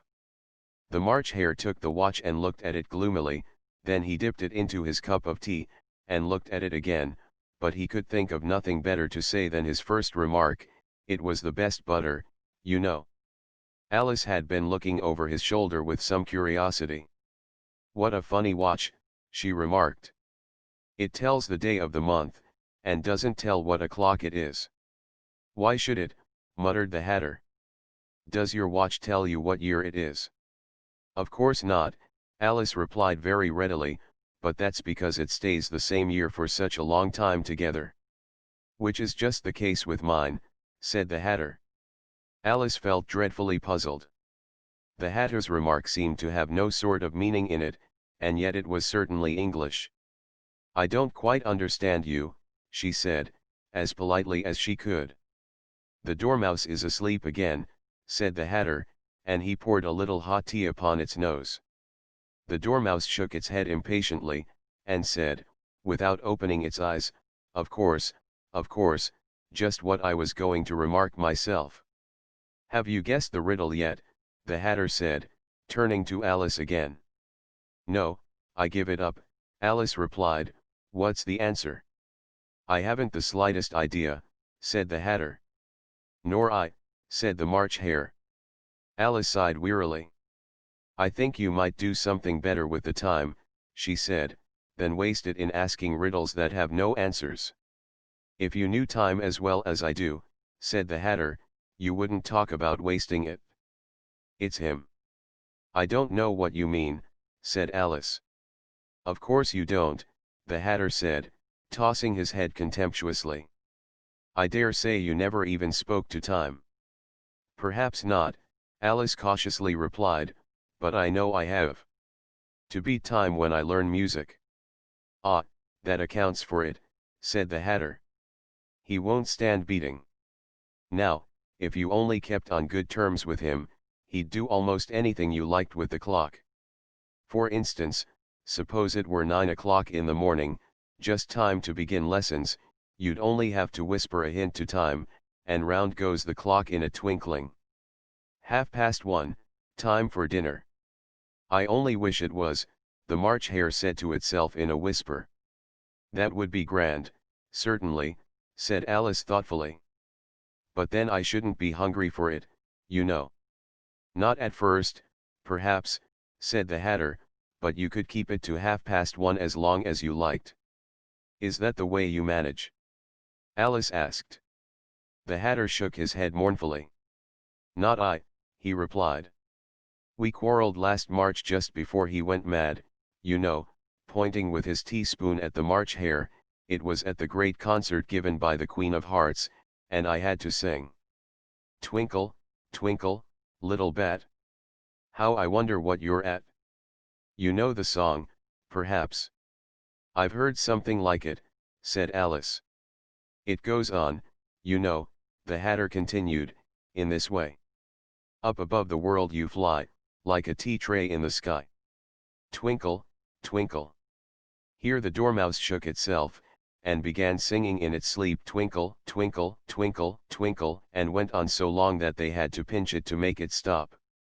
"Well, I'd hardly finished the first verse," said the Hatter, when the Queen jumped up and bawled out, "He's murdering the time. Off with his head."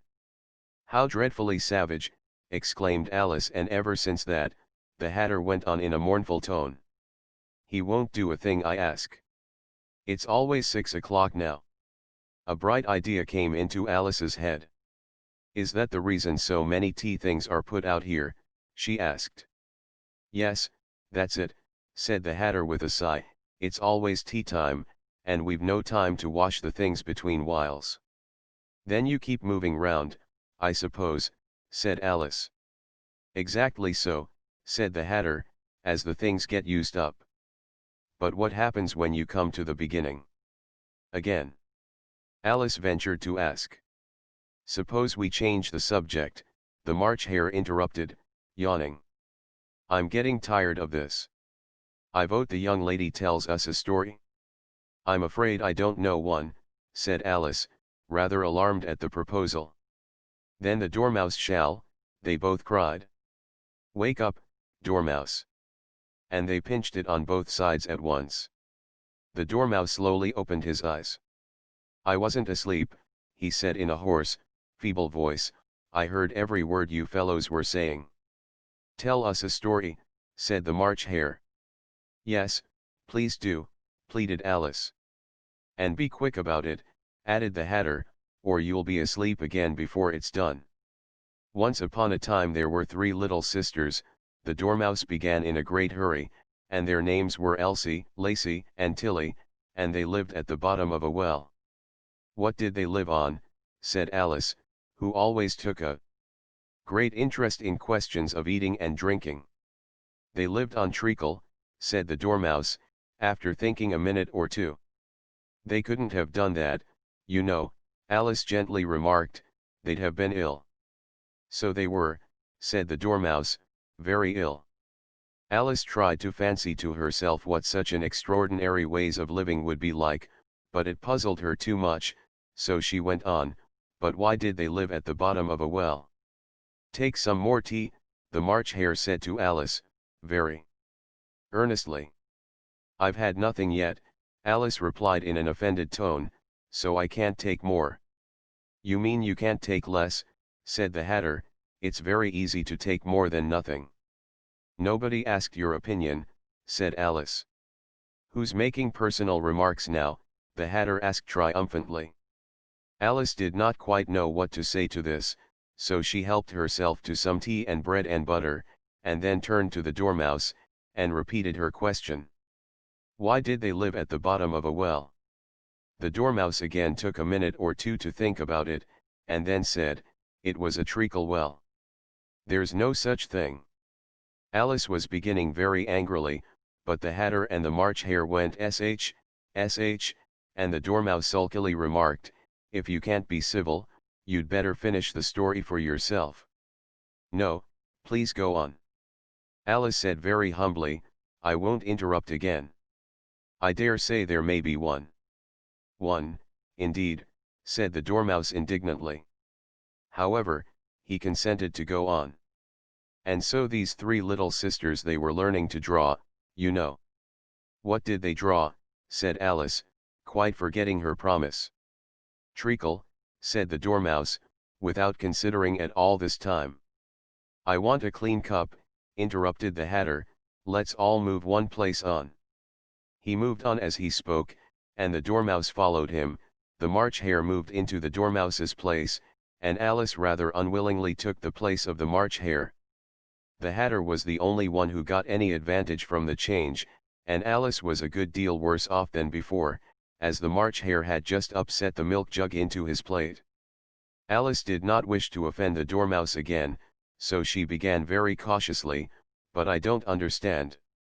Where did they draw the treacle from? You can draw water out of a water well, said the Hatter, so I should think you could draw treacle out of a treacle, stupid. But they were in the well, Alice said to the Dormouse, not choosing to notice this last remark. Of course they were, said the Dormouse, well in. This answer so confused poor Alice, that she let the Dormouse go on for some time without interrupting it. They were learning to draw, the Dormouse went on. Yawning and rubbing its eyes, for it was getting very sleepy, and they drew all manner of things, everything that begins with an M. Why with an M? Said Alice. Why not? Said the March Hare. Alice was silent. The Dormouse had closed its eyes by this time, and was going off into a doze, but, on being pinched by the Hatter, it woke up again with a little shriek, and went on, that begins with an M, such as mousetraps, and the moon, and memory, and muchness. You know, you say things are much of a muchness. Did you ever see such a thing as a drawing of a muchness? Really, now you ask me, said Alice, very much confused, I don't think. Then you shouldn't talk, said the Hatter. This piece of rudeness was more than Alice could bear. She got up in great disgust, and walked off. The Dormouse fell asleep instantly, and neither of the others took the least notice of her going, though she looked back once or twice, half hoping that they would call after her. The last time she saw them, they were trying to put the Dormouse into the teapot. At any rate, I'll never go there again, said Alice as she picked her way through the wood. It's the stupidest tea party I ever was at in all my life. Just as she said this, she noticed that one of the trees had a door leading right into it. That's very curious, she thought. But everything's curious today. I think I may as well go in at once. And in she went. Once more she found herself in the long hall, and close to the little glass table. Now, I'll manage better this time, she said to herself, and began by taking the little golden key, and unlocking the door that led into the garden. Then she went to work nibbling at the mushroom.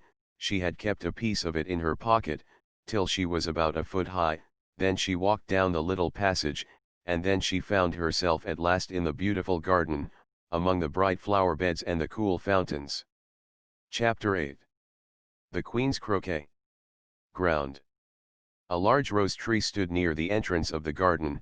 The roses growing on it were white, but there were 3 gardeners at it, busily painting them red. Alice thought this a very curious thing, and she went nearer to watch them, and just as she came up to them she heard one of them say, "Look out now, 5. Don't go splashing paint over me like that." "I couldn't help it," said 5, in a sulky tone.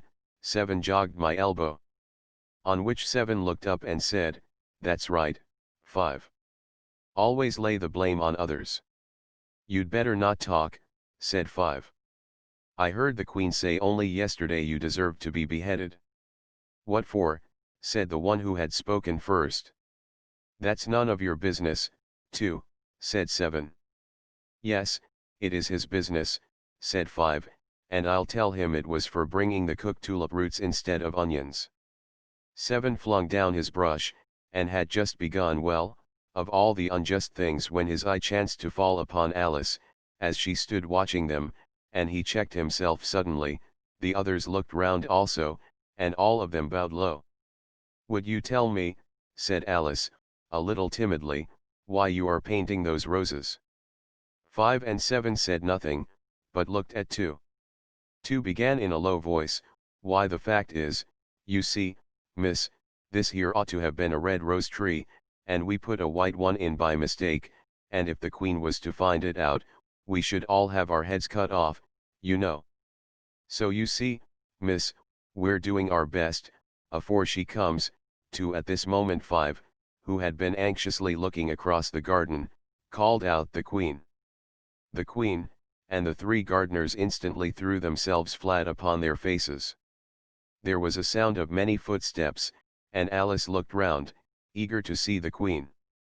First came 10 soldiers carrying clubs. These were all shaped like the 3 gardeners, oblong and flat, with their hands and feet at the corners. Next the 10 courtiers. These were ornamented all over with diamonds, and walked 2 and 2, as the soldiers did. After these came the royal children. There were 10 of them, and the little dears came jumping merrily along hand, in couples. They were all ornamented with hearts. Next came the guests, mostly kings and queens, and among them Alice recognized the White Rabbit. It was talking in a hurried, nervous manner, smiling at everything that was said, and went by without noticing her. Then followed the Knave of Hearts, carrying the king's crown on a crimson velvet cushion, and, last of all this grand procession, came the King and Queen of Hearts. Alice was rather doubtful whether she ought not to lie down on her face like the 3 gardeners, but she could not remember ever having heard of such a rule at processions, and besides, what would be the use of a procession, thought she, if people had all to lie down upon their faces, so that they couldn't see it? So she stood still where she was, and waited. When the procession came opposite to Alice, they all stopped and looked at her, and the Queen said severely, "Who is this?" She said it to the Knave of Hearts, who only bowed and smiled in reply. "Idiot," said the Queen, tossing her head impatiently, and, turning to Alice, she went on, "What's your name, child?" "My name is Alice, so please your Majesty," said Alice very politely, but she added, to herself, "Why, they're only a pack of cards, after all. I needn't be afraid of them." "And who are these?" said the Queen, pointing to the 3 gardeners who were lying round the rose tree, for, you see, as they were lying on their faces, and the pattern on their backs was the same as the rest of the pack, she could not tell whether they were gardeners, or soldiers, or courtiers, or 3 of her own children. "How should I know," said Alice, surprised at her own courage. "It's no business of mine." The Queen turned crimson with fury, and, after glaring at her for a moment like a wild beast, screamed off with her head. "Off." "Nonsense," said Alice, very loudly and decidedly, and the Queen was silent. The King laid his hand upon her arm, and timidly said, "Consider, my dear, she is only a child."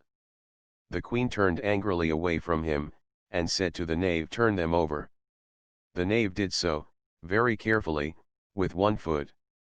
"Get up," said the Queen, in a shrill, loud voice, and the 3 gardeners instantly jumped up, and began bowing to the King, the Queen, the royal children, and everybody else.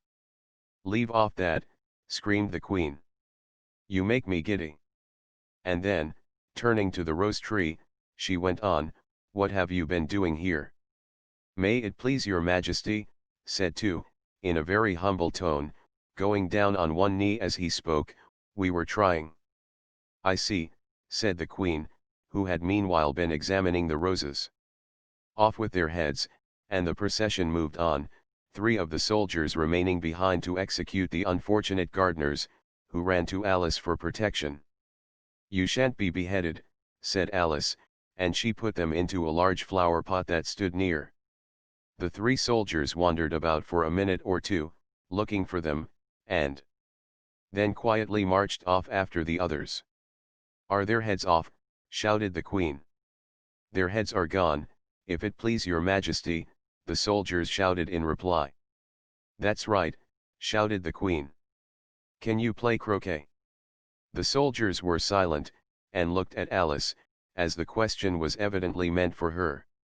"Yes," shouted Alice. "Come on, then," roared the Queen, and Alice joined the procession, wondering very much what would happen next. It's a very fine day," said a timid voice at her side. She was walking by the White Rabbit, who was peeping anxiously into her face. "Very," said Alice, "where's the Duchess?" "Hush! Hush!" said the Rabbit in a low, hurried tone. He looked anxiously over his shoulder as he spoke, and then raised himself upon tiptoe, put his mouth close to her ear, and whispered, "She's under sentence of execution." "What for?" said Alice. "Did you say what a pity?" the Rabbit asked. "No, I didn't," said Alice, "I don't think it's at all a pity. I said what for." "She boxed the Queen's ears," the Rabbit began. Alice gave a little scream of laughter. "Oh, hush," the Rabbit whispered in a frightened tone. "The Queen will hear you. You see, she came rather late," and the Queen said. "Get to your places," shouted the Queen in a voice of thunder, and people began running about in all directions, tumbling up against each other.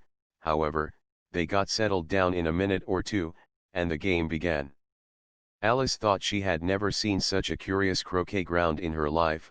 It was all ridges and furrows, the balls were live hedgehogs, the mallets live flamingos, and the soldiers had to double themselves up and to stand on their hands and feet, to make the arches. The chief difficulty Alice found at first was in managing her flamingo. She succeeded in getting its body tucked away, comfortably enough, under her arm, with its legs hanging down, but generally, just as she had got its neck nicely straightened out, and was going to give the hedgehog a blow with its head, it would twist itself round and look up in her face, with such a puzzled expression that she could not help bursting out laughing, and when she had got its head down, and was going to begin again, it was very provoking to find that the hedgehog had unrolled itself, and was in the act of crawling away. Besides all this, there was generally a ridge or furrow in the way wherever she wanted to send the hedgehog to, and, as the doubled-up soldiers were always getting up and walking off to other parts of the ground, Alice soon came to the conclusion that it was a very difficult game indeed. The players all played at once without waiting for turns, quarreling all the while, and fighting for the hedgehogs, and in a very short time the Queen was in a furious passion, and went stamping about, and shouting, "Off with his head," or "Off with her head," about once in a minute. Alice began to feel very uneasy, to be sure, She had not as yet had any dispute with the queen, but she knew that it might happen any minute, and then, thought she, what would become of me? They're dreadfully fond of beheading people here, the great wonder is, that there's any one left alive. She was looking about for some way of escape, and wondering whether she could get away without being seen, when she noticed a curious appearance in the air. It puzzled her very much at first, but, after watching it a minute or two, she made it out to be a grin, and she said to herself, it's the Cheshire Cat, now I shall have somebody to talk to. How are you getting on? Said the cat, as soon as there was mouth enough for it to speak with. Alice waited till the eyes appeared, and then nodded. It's no use speaking to it, she thought, till its ears have come, or at least one of them. In another minute the whole head appeared, and then Alice put down her flamingo, and began an account of the game, feeling very glad she had someone to listen to her. The cat seemed to think that there was enough of it now in sight, and no more of it appeared. I don't think they play at all fairly, Alice began, in rather a complaining tone, and they all quarrel so dreadfully one can't hear oneself speak, and they don't seem to have any rules in particular, at least, if there are, nobody attends to them, and you've no idea how confusing it is, all the things being alive. For instance, there's the arch I've got to go through next, walking about at the other end of the ground, and I should have croqueted the queen's hedgehog just now, only it ran away when it saw mine coming. How do you like the queen? Said the cat in a low voice. Not at all, said Alice, she's so extremely. Just then she noticed that the queen was close behind her, listening, so she went on, likely to win, that it's hardly worthwhile finishing the game. The queen smiled and passed on. Who are you talking to? Said the king, going up to Alice, and looking at the cat's head with great curiosity. It's a friend of mine, a Cheshire cat, said Alice, allow me to introduce it. I don't like the look of it at all, said the king, however, it may kiss my hand if it likes. I'd rather not, the cat remarked. Don't be impertinent, said the king, and don't look at me like that. He got behind Alice as he spoke. A cat may look at a king, said Alice. I've read that in some book, but I don't remember where. Well, it must be removed, said the king very decidedly, and he called the queen, who was passing at the moment, my dear. I wish you would have this cat removed. The queen had only one way of settling all difficulties, great or small. Off with his head, she said, without even looking round. I'll fetch the executioner myself, said the king eagerly, and he hurried off. Alice thought she might as well go back, and see how the game was going on, as she heard the queen's voice in the distance, screaming with passion. She had already heard her sentence 3 of the players to be executed for having missed their turns, and she did not like the look of things at all, as the game was in such confusion that she never knew whether it was her turn or not. So she went in search of her hedgehog. The hedgehog was engaged in a fight with another hedgehog, which seemed to Alice an excellent opportunity for croqueting one of them with the other. The only difficulty was, that her flamingo was gone across to the other side of the garden, where Alice could see it trying in a helpless sort of way to fly up into a tree. By the time she had caught the flamingo and brought it back, the fight was over, and both the hedgehogs were out of sight, but it doesn't matter much, thought Alice, as all the arches are gone from this side of the ground. So she tucked it away under her arm, that it might not escape again, and went back for a little more conversation with her friend. When she got back to the Cheshire Cat, she was surprised to find quite a large crowd collected round it.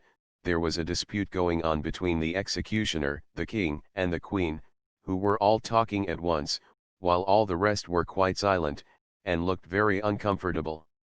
The moment Alice appeared, she was appealed to by all 3 to settle the question, and they repeated their arguments to her, though, as they all spoke at once, she found it very hard indeed to make out exactly what they said. The executioner's argument was, that you couldn't cut off a head unless there was a body to cut it off from, that he had never had to do such a thing before, and he wasn't going to begin at his time of life.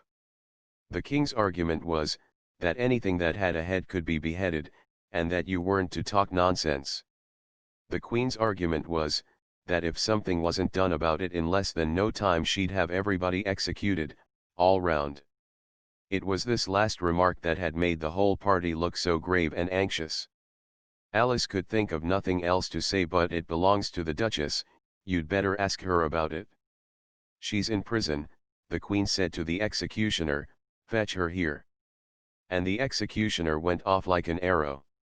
The cat's head began fading away the moment he was gone, and, by the time he had come back with the Duchess, it had entirely disappeared, so the king and the executioner ran wildly up and down looking for it, while the rest of the party went back to the game.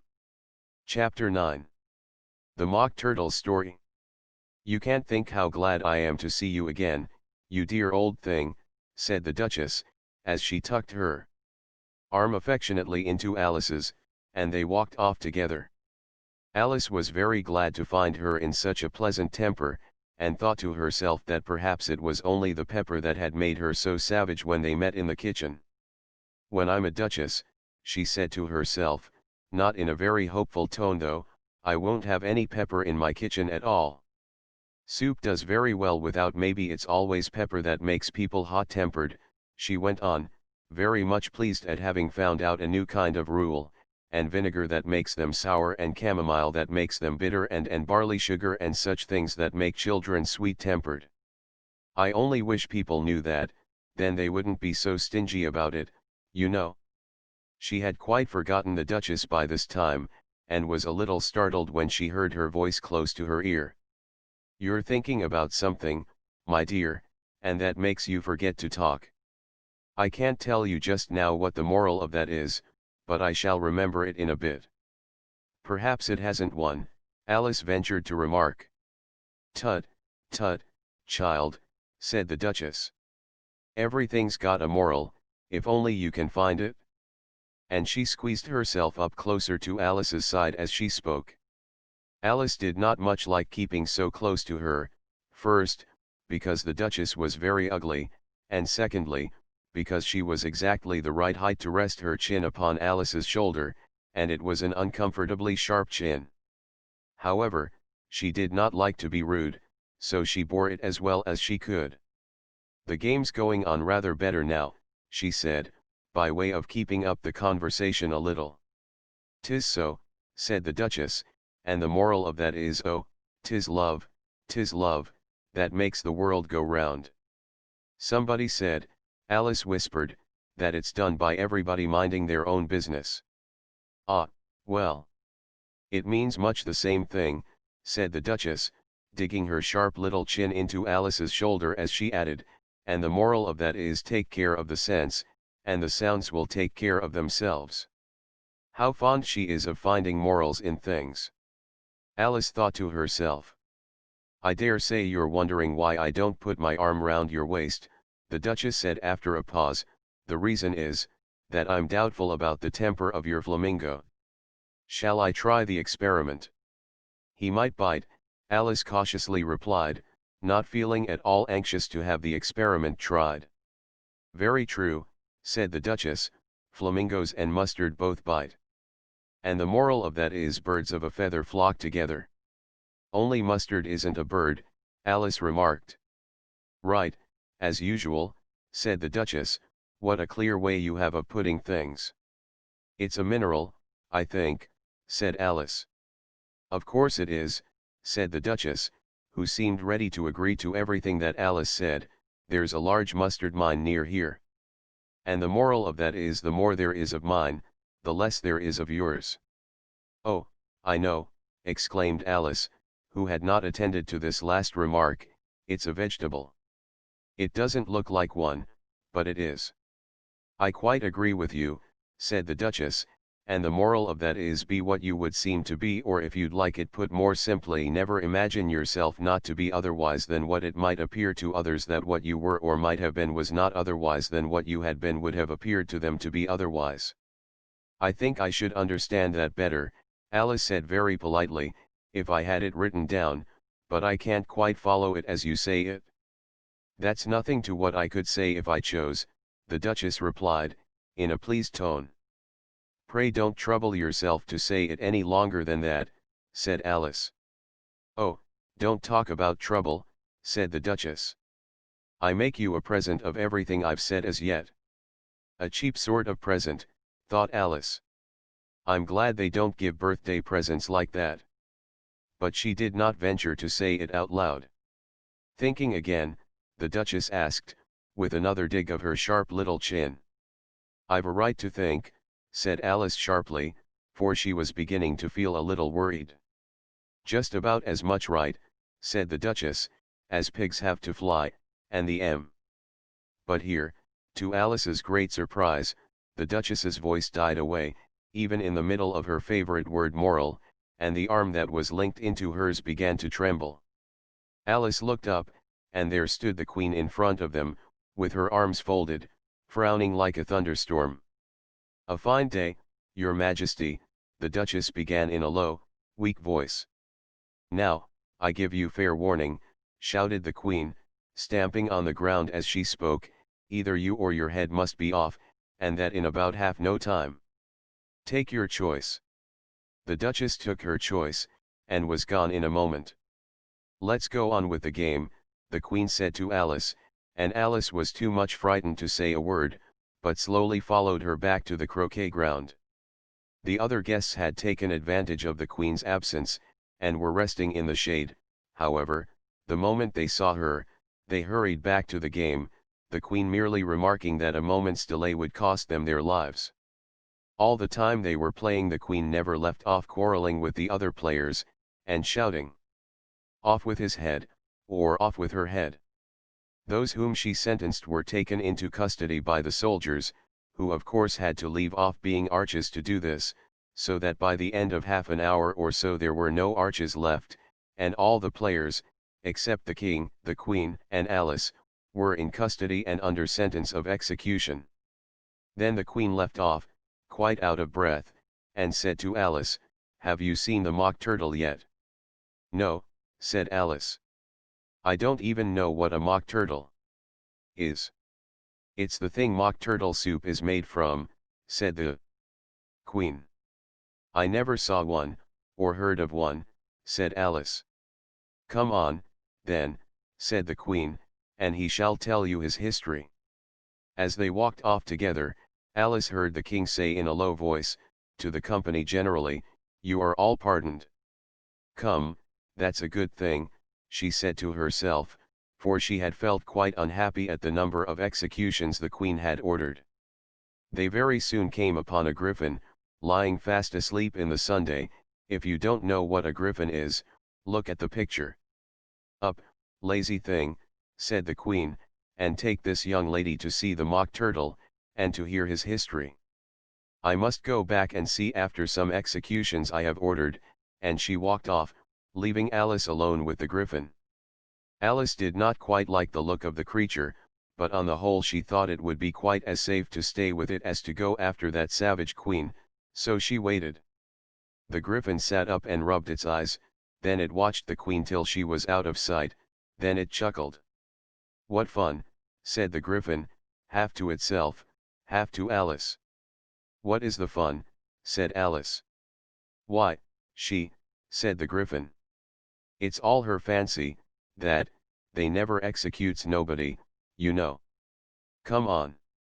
"Everybody says come on, here," thought Alice, as she went slowly after it, "I never was so ordered about in all my life, never."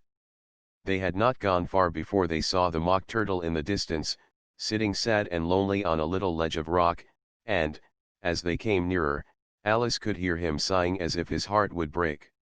She pitied him deeply. "What is his sorrow?" she asked the griffin, and the griffin answered, very nearly in the same words as before, "It's all his fancy, that, he hasn't got no sorrow, you know. Come on." So they went up to the Mock Turtle, who looked at them with large eyes full of tears, but said nothing. "This here young lady," said the griffin, "she wants for to know your history, she do." "I'll tell it her," said the Mock Turtle in a deep, hollow tone. "Sit down, both of you, and don't speak a word till I've finished." So they sat down, and nobody spoke for some minutes. Alice thought to herself, I don't see how he can even finish, if he doesn't begin. But she waited patiently. Once, said the Mock Turtle at last, with a deep sigh, I was a real turtle. These words were followed by a very long silence, broken only by an occasional exclamation of HJCKRRH, from the Griffin, and the constant heavy sobbing of the Mock Turtle. Alice was very nearly getting up and saying, Thank you, sir, for your interesting story, but she could not help thinking there must be more to come, so she sat still and said nothing. When we were little, the Mock Turtle went on at last, more calmly, though still sobbing a little now and then, we went to school in the sea. The master was an old turtle. We used to call him Tortoise. Why did you call him Tortoise, if he wasn't one? Alice asked. We called him Tortoise because he taught us, said the Mock Turtle angrily. Really, you are very dull. You ought to be ashamed of yourself for asking such a simple question, added the Griffin, and then they both sat silent and looked at poor Alice, who felt ready to sink into the earth. At last the Griffin said to the Mock Turtle, Drive on, old fellow. Don't be all day about it, and he went on in these words. Yes, we went to school in the sea, though you mayn't believe it. I never said I didn't, interrupted Alice. You did, said the Mock Turtle. Hold your tongue, added the Griffin, before Alice could speak again. The Mock Turtle went on. We had the best of educations. In fact, we went to school every day. I been to a day school, too, said Alice. You needn't be so proud as all that. With extras? Asked the Mock Turtle a little anxiously. Yes, said Alice, we learned French and music. And washing, said the Mock Turtle. Certainly not, said Alice indignantly. Ah, then yours wasn't a really good school, said the Mock Turtle in a tone of great relief. Now at ours they had at the end of the bill, French, music, and washing extra. You couldn't have wanted it much, said Alice, living at the bottom of the sea. I couldn't afford to learn it, said the Mock Turtle with a sigh. I only took the regular course. What was that? Inquired Alice. Reeling and writhing, of course, to begin with, the Mock Turtle replied, and then the different branches of arithmetic: ambition, distraction, uglification, and derision. I never heard of uglification, Alice ventured to say. What is it? The Griffin lifted up both its paws in surprise. What? Never heard of uglifying, it exclaimed. You know what to beautify is, I suppose. Yes, said Alice doubtfully, it means to make anything prettier. Well, then, the Griffin went on, if you don't know what to uglify is, you are a simpleton. Alice did not feel encouraged to ask any more questions about it, so she turned to the Mock Turtle, and said, what else had you to learn? Well, there was mystery, the Mock Turtle replied, counting off the subjects on his flappers, mystery, ancient and modern, with caeography, then drawing. The drawing master was an old conger eel, that used to come once a week. He taught us drawing, stretching, and fainting in coils. What was that like? Said Alice. Well, I can't show it you myself, the Mock Turtle said, I'm too stiff. And the Griffin never learned it? Hadn't time, said the Griffin, I went to the classics master, though. He was an old crab, he was. I never went to him, the Mock Turtle said with a sigh, he taught laughing and grief, they used to say. So he did, said the Griffin, sighing in his turn, and both creatures hid their faces in their paws. And how many hours a day did you do lessons? Said Alice, in a hurry to change the subject. 10 hours the first day, said the Mock Turtle, 9 the next, and so on.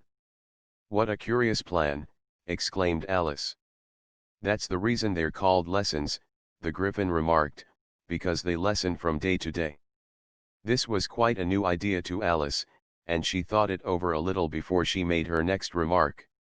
Then the 11th day must have been a holiday. Of course it was, said the Mock Turtle. And how did you manage on the 12th? Alice went on eagerly. That's enough about lessons, the Gryphon interrupted in a very decided tone. Tell her something about the games now. Chapter 10. The Lobster Quadrille. The Mock Turtle sighed deeply, and drew the back of one flapper across his eyes. He looked at Alice, and tried to speak, but for a minute or two sobs choked his voice. Same as if he had a bone in his throat, said the Gryphon, and it set to work shaking him and punching him in the back. At last the Mock Turtle recovered his voice, and, with tears running down his cheeks, he went on again. You may not have lived much under the sea, I haven't, said Alice, and perhaps you were never even introduced to a lobster. Alice began to say I once tasted but checked herself hastily, and said no, never, so you can have no idea what a delightful thing a lobster quadrille is. No, indeed, said Alice. What sort of a dance is it? Why, said the Gryphon, you first form into a line along the seashore. 2 lines, cried the Mock Turtle. Seals, turtles, salmon, and so on, then, when you've cleared all the jellyfish out of the way. That generally takes some time, interrupted the Gryphon. You advance twice. Each with a lobster as a partner, cried the Gryphon. Of course, the Mock Turtle said, advance twice, set to partners. Change lobsters, and retire in same order, continued the Gryphon. Then, you know, the Mock Turtle went on, you throw the lobsters, shouted the Gryphon, with a bound into the air. As far out to sea as you can. Swim after them, screamed the Gryphon. Turn a somersault in the sea, cried the Mock Turtle, capering wildly about. Change lobsters again, yelled the Gryphon at the top of its voice. Back to land again, and that's all the first figure, said the Mock Turtle, suddenly dropping his voice, and the 2 creatures, who had been jumping about like mad things all this time, sat down again very sadly and quietly, and looked at Alice. It must be a very pretty dance, said Alice timidly. Would you like to see a little of it, said the Mock Turtle. Very much indeed, said Alice. Come, let's try the first figure, said the Mock Turtle to the Gryphon. We can do without lobsters, you know. Which shall sing? Oh, you sing, said the Gryphon. I've forgotten the words. So they began solemnly dancing round and round Alice. Every now and then treading on her toes when they passed too close, and waving their forepaws to mark the time, while the Mock Turtle sang this, very slowly and sadly. Will you walk a little faster, said a whiting to a snail. There's a porpoise close behind us, and he's treading on my tail. See how eagerly the lobsters and the turtles all advance. They are waiting on the shingle. Will you come and join the dance? Will you, won't you, will you, won't you, will you join the dance? Will you, won't you, will you, won't you join the dance? You can really have no notion how delightful it will be when they take us up and throw us, with the lobsters, out to sea. But the snail replied too far, and gave a look askance. Said he thanked the whiting kindly, but he would not join the dance. Would not, could not, would not, could not, would not join the dance. Would not, could not, would not, could not join the dance. What matters it how far we go, his scaly friend replied. There is another shore, you know, upon the other side. The further off from England the nearer is to France. Then turn not pale, beloved snail, but come and join the dance.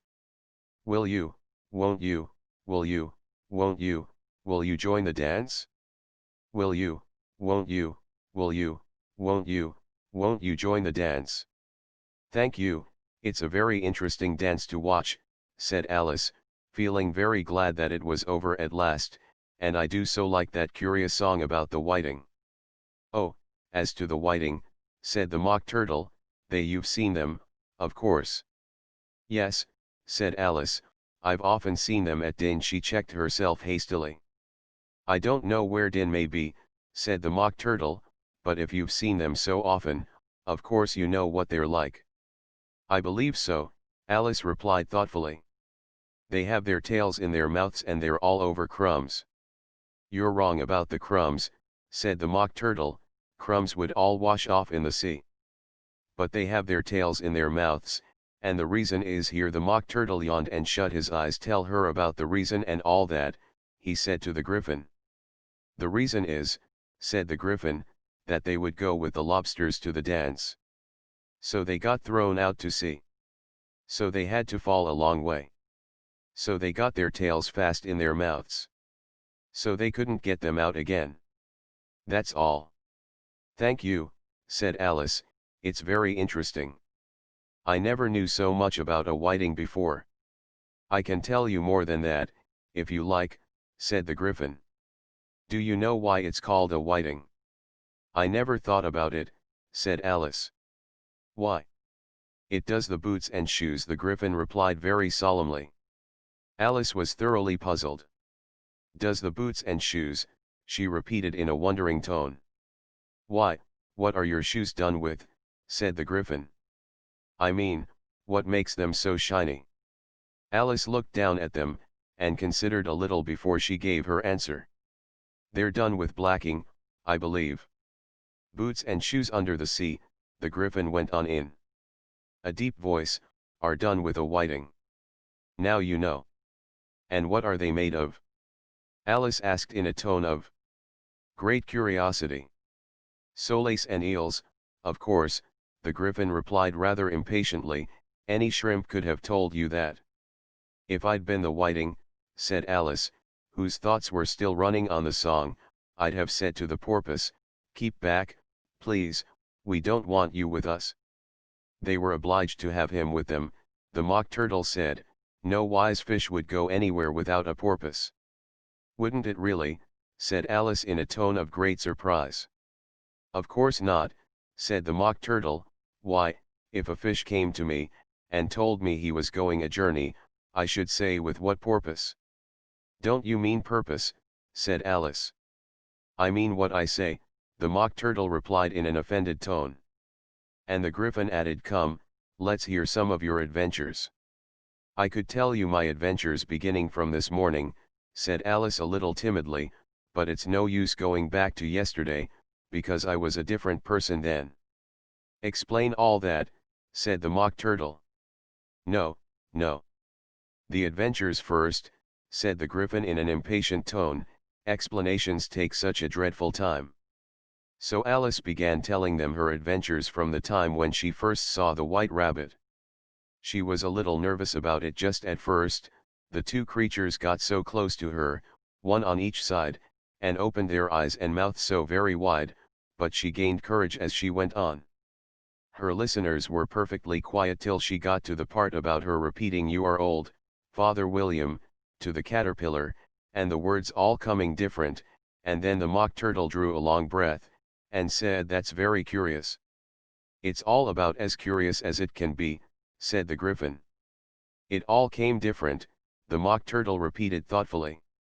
"I should like to hear her try and repeat something now. Tell her to begin." He looked at the Griffin as if he thought it had some kind of authority over Alice. "Stand up and repeat, 'tis the voice of the sluggard," said the Griffin. How the creatures order one about, and make one repeat lessons, thought Alice, I might as well be at school at once. However, she got up, and began to repeat it, but her head was so full of the lobster quadrille, that she hardly knew what she was saying, and the words came very queer indeed. "'Tis the voice of the lobster," I heard him declare. "You have baked me too brown, I must sugar my hair. As a duck with its eyelids, so he with his nose trims his belt and his buttons, and turns out his toes." Note, later editions continued as follows: "When the sands are all dry, he is gay as a lark, and will talk in contemptuous tones of the shark, but, when the tide rises and sharks are around, his voice has a timid and tremulous sound." "That's different from what I used to say when I was a child," said the Griffin. "Well, I never heard it before," said the Mock Turtle, "but it sounds uncommon nonsense." Alice said nothing. She had sat down with her face in her hands, wondering if anything would ever happen in a natural way again.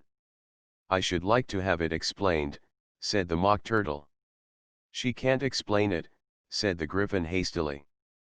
"Go on with the next verse." But about his toes, the Mock Turtle persisted. "How could he turn them out with his nose, you know? It's the first position in dancing." Alice said, but was dreadfully puzzled by the whole thing, and longed to change the subject. "Go on with the next verse," the Griffin repeated impatiently. "It begins, 'I passed by his garden.'" Alice did not dare to disobey, though she felt sure it would all come wrong, and she went on in a trembling voice. "I passed by his garden, and marked, with one eye, how the owl and the panther were sharing a pie." Note: later editions continued as follows: "The panther took pie crust, and gravy, and meat, while the owl had the dish as its share of the treat. When the pie was all finished, the owl, as a boon, was kindly permitted to pocket the spoon, while the panther received knife and fork with a growl, and concluded the banquet." "What is the use of repeating all that stuff," the Mock Turtle interrupted, "if you don't explain it as you go on? It's by far the most confusing thing I ever heard." "Yes, I think you'd better leave off," said the Griffin, and Alice was only too glad to do so. "Shall we try another figure of the lobster quadrille?" the Griffin went on. "Or would you like the Mock Turtle to sing you a song?" "Oh, a song, please, if the Mock Turtle would be so kind," Alice replied, so eagerly that the Griffin said, in a offended tone, "No accounting for tastes. Sing her turtle soup, will you, old fellow?" The Mock Turtle sighed deeply, and began, in a voice sometimes choked with sobs, to sing this: "Beautiful soup, so rich and green, waiting in a hot tureen. Who for such dainties would not stoop? Soup of the evening, beautiful soup. Soup of the evening, beautiful soup. Beautiful soup. Beautiful soup.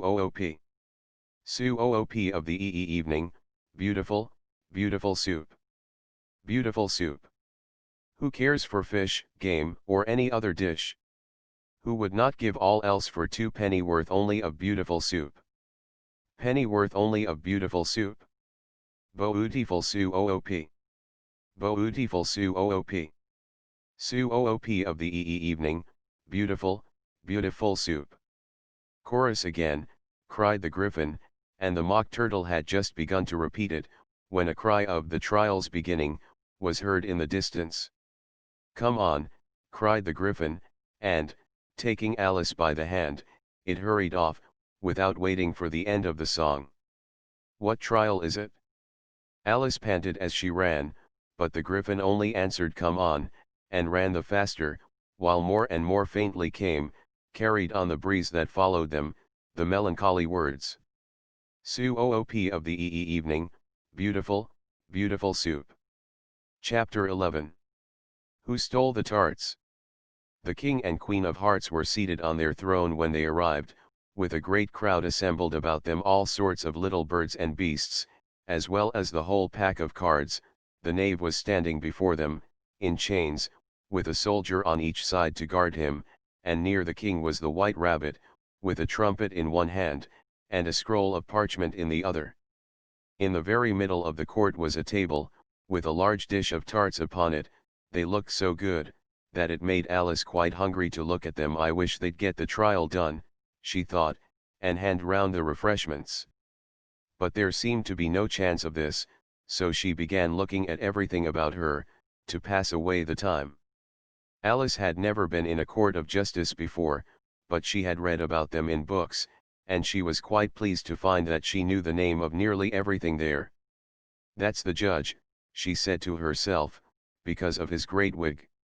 The judge, by the way, was the king, and as he wore his crown over the wig, look at the frontispiece if you want to see how he did it.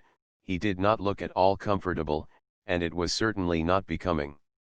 "And that's the jury box," thought Alice, "and those 12 creatures," she was obliged to say creatures, you see, because some of them were animals, and some were birds. I suppose they are the jurors." She said this last word 2 or 3 times over to herself, being rather proud of it, for she thought, and rightly too, that very few little girls of her age knew the meaning of it at all. However, jurymen would have done just as well. The 12 jurors were all writing very busily on slates. "What are they doing?" Alice whispered to the Griffin. "They can't have anything to put down yet, before the trial's begun." "They're putting down their names," the Griffin whispered in reply, for fear they should forget them before the end of the trial. "Stupid things." Alice began in a loud, indignant voice, but she stopped hastily, for the White Rabbit cried out, "Silence in the court," and the king put on his spectacles and looked anxiously round, to make out who was talking. Alice could see, as well as if she were looking over their shoulders, that all the jurors were writing down stupid things, on their slates, and she could even make out that one of them didn't know how to spell stupid, and that he had to ask his neighbor to tell him. "A nice muddle their slates'll be in before the trial's over," thought Alice. One of the jurors had a pencil that squeaked. This, of course, Alice could not stand, and she went round the court and got behind him, and very soon found an opportunity of taking it away. She did it so quickly that the poor little juror, it was Bill, the lizard, could not make out at all what had become of it, so, after hunting all about for it, he was obliged to write with one finger for the rest of the day, and this was of very little use, as it left no mark on the slate. "Herald, read the accusation," said the king. On this the White Rabbit blew 3 blasts on the trumpet, and then unrolled the parchment scroll, and read as follows. "The Queen of Hearts, she made some tarts, all on a summer day, the Knave of Hearts, he stole those tarts, and took them quite away." "Consider your verdict," the king said to the jury. "Not yet, not yet," the rabbit hastily interrupted. "There's a great deal to come before that." "Call the first witness," said the king, and the White Rabbit blew 3 blasts on the trumpet, and called out, "First witness." The first witness was the Hatter. He came in with a teacup in one hand and a piece of bread and butter in the other. "I beg pardon, your Majesty," he began, "for bringing these in, but I hadn't quite finished my tea when I was sent for." "You ought to have finished," said the king. "When did you begin?" The Hatter looked at the March Hare, who had followed him into the court, arm in arm with the Dormouse. "14th of March, I think it was," he said. "15th, said the March Hare. 16th, added the Dormouse. "Write that down," the king said to the jury, and the jury eagerly wrote down all 3 dates on their slates, and then added them up, and reduced the answer to shillings and pence. "Take off your hat," the king said to the Hatter. "It isn't mine," said the Hatter. "Stolen," the king exclaimed, turning to the jury, who instantly made a memorandum of the fact. "I keep them to sell," the Hatter added as an explanation, "I've none of my own. I'm a Hatter." Here the Queen put on her spectacles, and began staring at the Hatter, who turned pale and fidgeted. "Give your evidence," said the king, "and don't be nervous, or I'll have you executed on the spot." This did not seem to encourage the witness at all.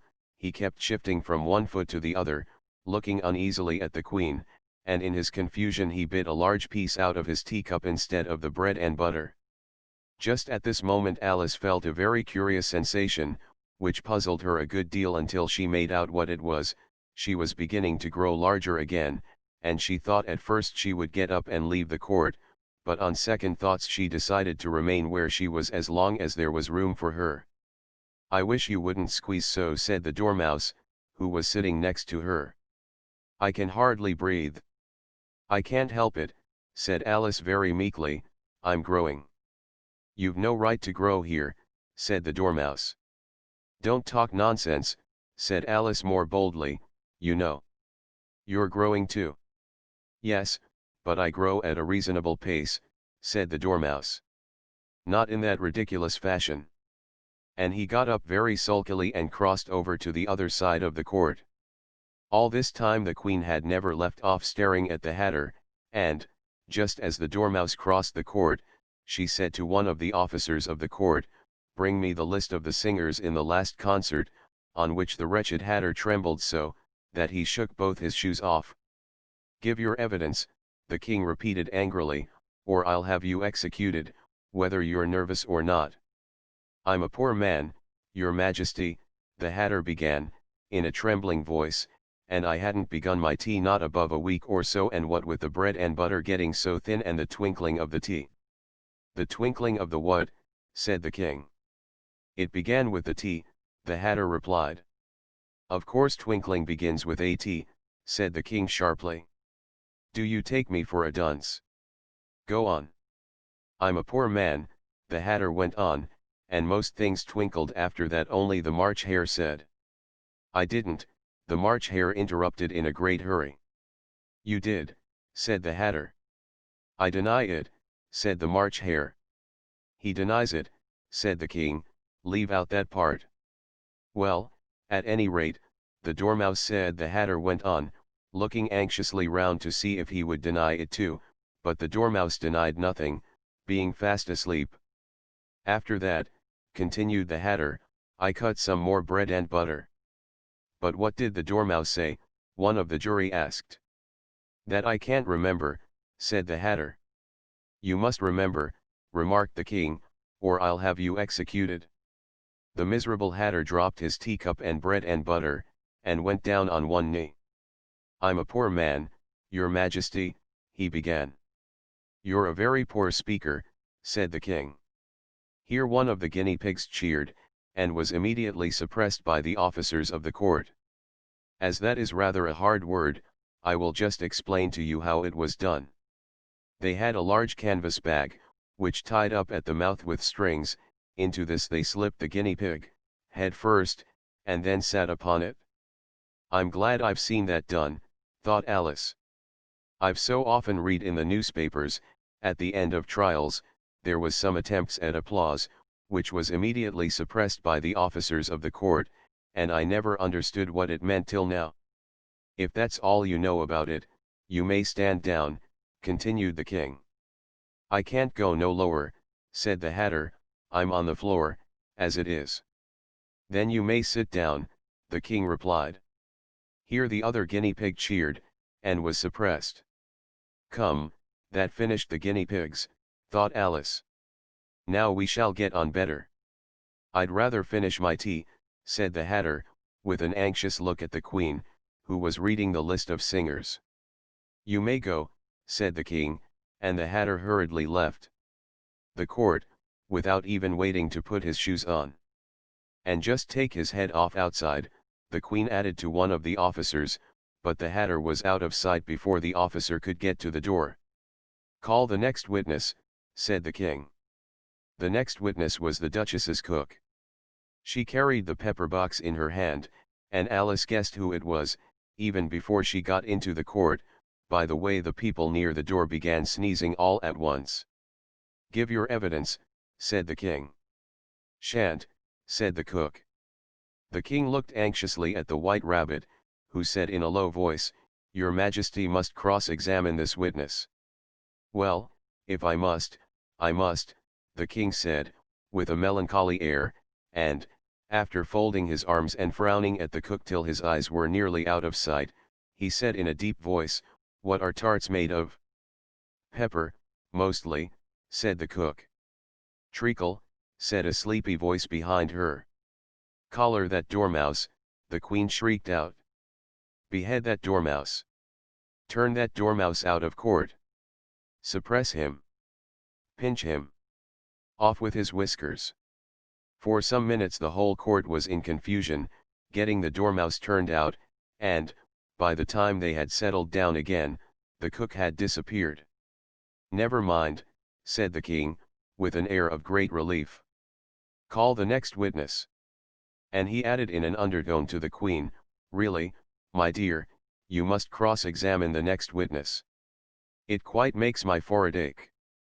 Alice watched the White Rabbit as he fumbled over the list, feeling very curious to see what the next witness would be like, for they haven't got much evidence yet, she said to herself.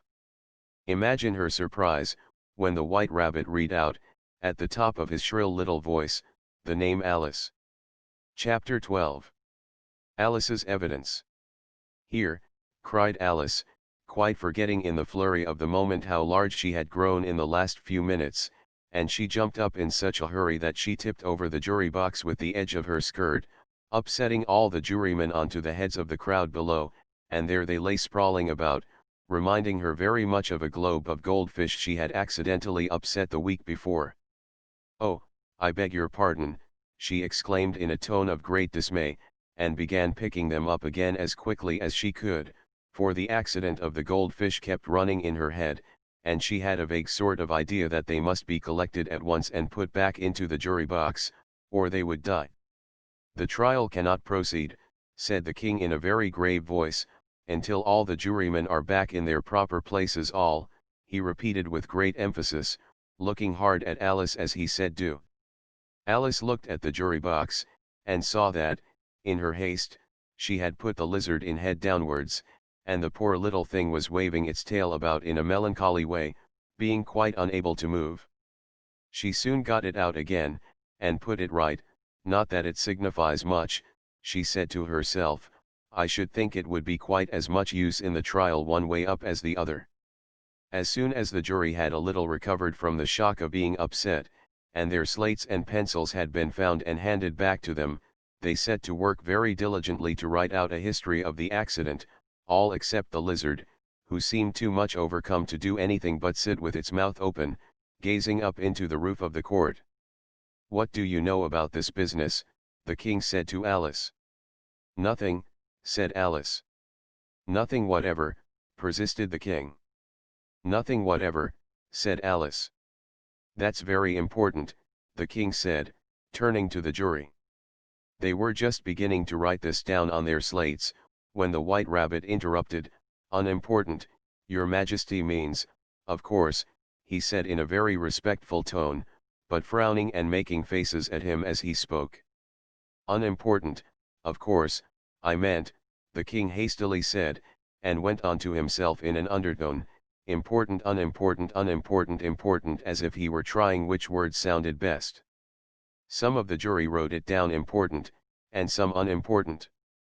Alice could see this, as she was near enough to look over their slates, but it doesn't matter a bit, she thought to herself.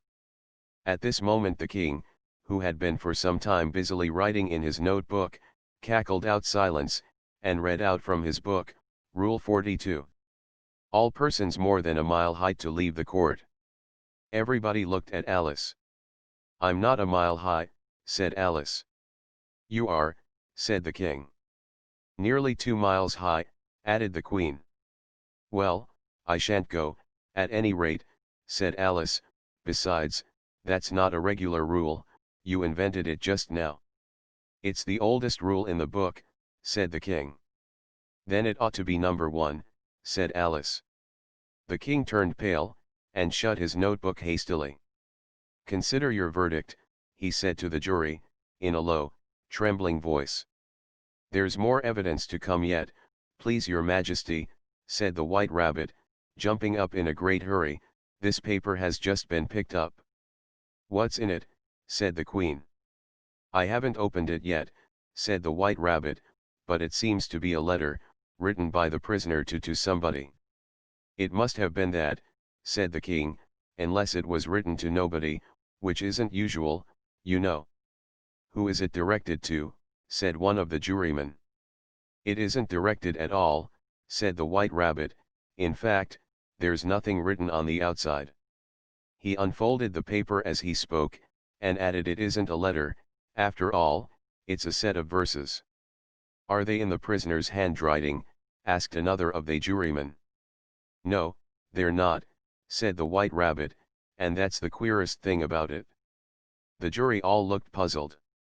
"He must have imitated somebody else's hand," said the king. The jury all brightened up again. "Please your Majesty," said the knave, "I didn't write it, and they can't prove I did, there's no name signed at the end." "If you didn't sign it," said the king, "that only makes the matter worse." You must have meant some mischief, or else you'd have signed your name like an honest man." There was a general clapping of hands at this. It was the first really clever thing the king had said that day. "That proves his guilt," said the queen. "It proves nothing of the sort," said Alice. "Why, you don't even know what they're about." "Read them," said the king. The White Rabbit put on his spectacles. "Where shall I begin, please your majesty?" he asked. "Begin at the beginning," the king said gravely, "and go on till you come to the end, then stop." These were the verses the White Rabbit read. "They told me you had been to her, and mentioned me to him. She gave me a good character, but said I could not swim. He sent them word I had not gone, we know it to be true. If she should push the matter on, what would become of you? I gave her one, they gave him two, you gave us three or more. They all returned from him to you, though they were mine before. If I or she should chance to be involved in this affair, he trusts to you to set them free, exactly as we were. My notion was that you had been, before she had this fit, an obstacle that came between him and ourselves and it. Don't let him know she liked them best, for this must ever be a secret, kept from all the rest, between yourself and me. That's the most important piece of evidence we've heard yet," said the king, rubbing his hands, "so now let the jury." "If any one of them can explain it," said Alice. She had grown so large in the last few minutes that she wasn't a bit afraid of interrupting him. "I'll give him sixpence. I don't believe there's an atom of meaning in it." The jury all wrote down on their slates, "She doesn't believe there's an atom of meaning in it," but none of them attempted to explain the paper. "If there's no meaning in it," said the king, "that saves a world of trouble, you know, as we needn't try to find any. And yet I don't know," he went on, spreading out the verses on his knee, and looking at them with one eye, "I seem to see some meaning in them, after all. Said I could not swim, you can't swim, can you?" he added, turning to the knave. The knave shook his head sadly. "Do I look like it?" he said. Which he certainly did not, being made entirely of cardboard. "All right, so far," said the king, and he went on muttering over the verses to himself, "We know it to be true, that's the jury, of course I gave her one, they gave him two, why, that must be what he did with the tarts, you know. But, it goes on, they all returned from him to you," said Alice. "Why, there they are," said the king triumphantly, pointing to the tarts on the table. "Nothing can be clearer than that. Then again, before she had this fit you never had fits, my dear, I think," he said to the queen. "Never," said the queen furiously, throwing an inkstand at the lizard as she spoke. The unfortunate little Bill had left off writing on his slate with one finger, as he found it made no mark, but he now hastily began again, using the ink, that was trickling down his face, as long as it lasted. "Then the words don't fit you," said the king, looking round the court with a smile. There was a dead silence. "It's a pun," the king added in an offended tone, and everybody laughed. "Let the jury consider their verdict," the king said, for about the 20th time that day. "No, no," said the queen. "Sentence first, verdict afterwards." "Stuff and nonsense," said Alice loudly. "The idea of having the sentence first." "Hold your tongue," said the queen, turning purple. "I won't," said Alice. "Off with her head," the queen shouted at the top of her voice. Nobody moved. "Who cares for you?" said Alice. She had grown to her full size by this time. "You're nothing but a pack of cards." At this the whole pack rose up into the air, and came flying down upon her. She gave a little scream, half of fright and half of anger, and tried to beat them off, and found herself lying on the bank, with her head in the lap of her sister, who was gently brushing away some dead leaves that had fluttered down from the trees upon her face. "Wake up, Alice dear," said her sister. "Why, what a long sleep you've had."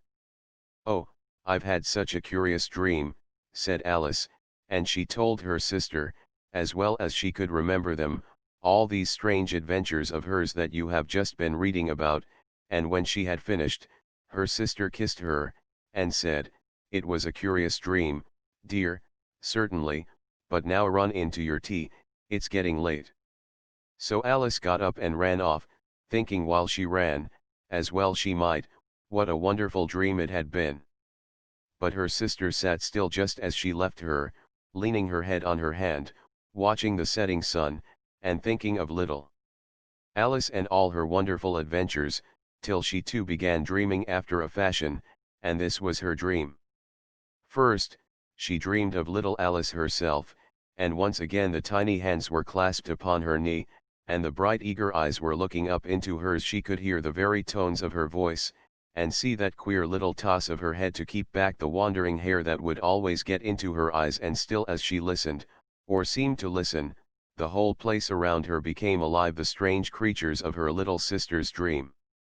The long grass rustled at her feet as the white rabbit hurried by, the frightened mouse splashed his way through the neighboring pool. She could hear the rattle of the teacups as the March Hare and his friends shared their never-ending meal, and the shrill voice of the Queen ordering off her unfortunate guests to execution. Once more the pig baby was sneezing on the Duchess's knee, while plates and dishes crashed around it. Once more the shriek of the griffin, the squeaking of the lizard slate pencil, and the choking of the suppressed guinea pigs, filled the air, mixed up with the distant sobs of the miserable mock turtle. So she sat on, with closed eyes, and half believed herself in Wonderland, though she knew she had but to open them again, and all would change to dull reality. The grass would be only rustling in the wind, and the pool rippling to the waving of the reeds. The rattling teacups would change to tinkling sheep bells, and the Queen's shrill cries to the voice of the shepherd boy, and the sneeze of the baby, the shriek of the griffin, and all the other queer noises would change, she knew, to the confused clamor of the busy farmyard, while the lowing of the cattle in the distance would take the place of the mock turtle's heavy sobs. Lastly, she pictured to herself how this same little sister of hers would, in the after-time, be herself a grown woman, and how she would keep, through all her riper years, the simple and loving heart of her childhood, and how she would gather about her other little children, and make their eyes bright and eager with many a strange tale, perhaps even with the dream of Wonderland of long ago, and how she would feel with all their simple sorrows, and find a pleasure in all their simple joys. Remembering her own child life, and the happy summer days. Life, and the happy summer days. Life, and the happy summer days. Life, and the happy summer days. Life, and the happy summer days. Life, and the happy summer days. Life, and the happy summer days. Life, and the happy summer days. Life, and the happy summer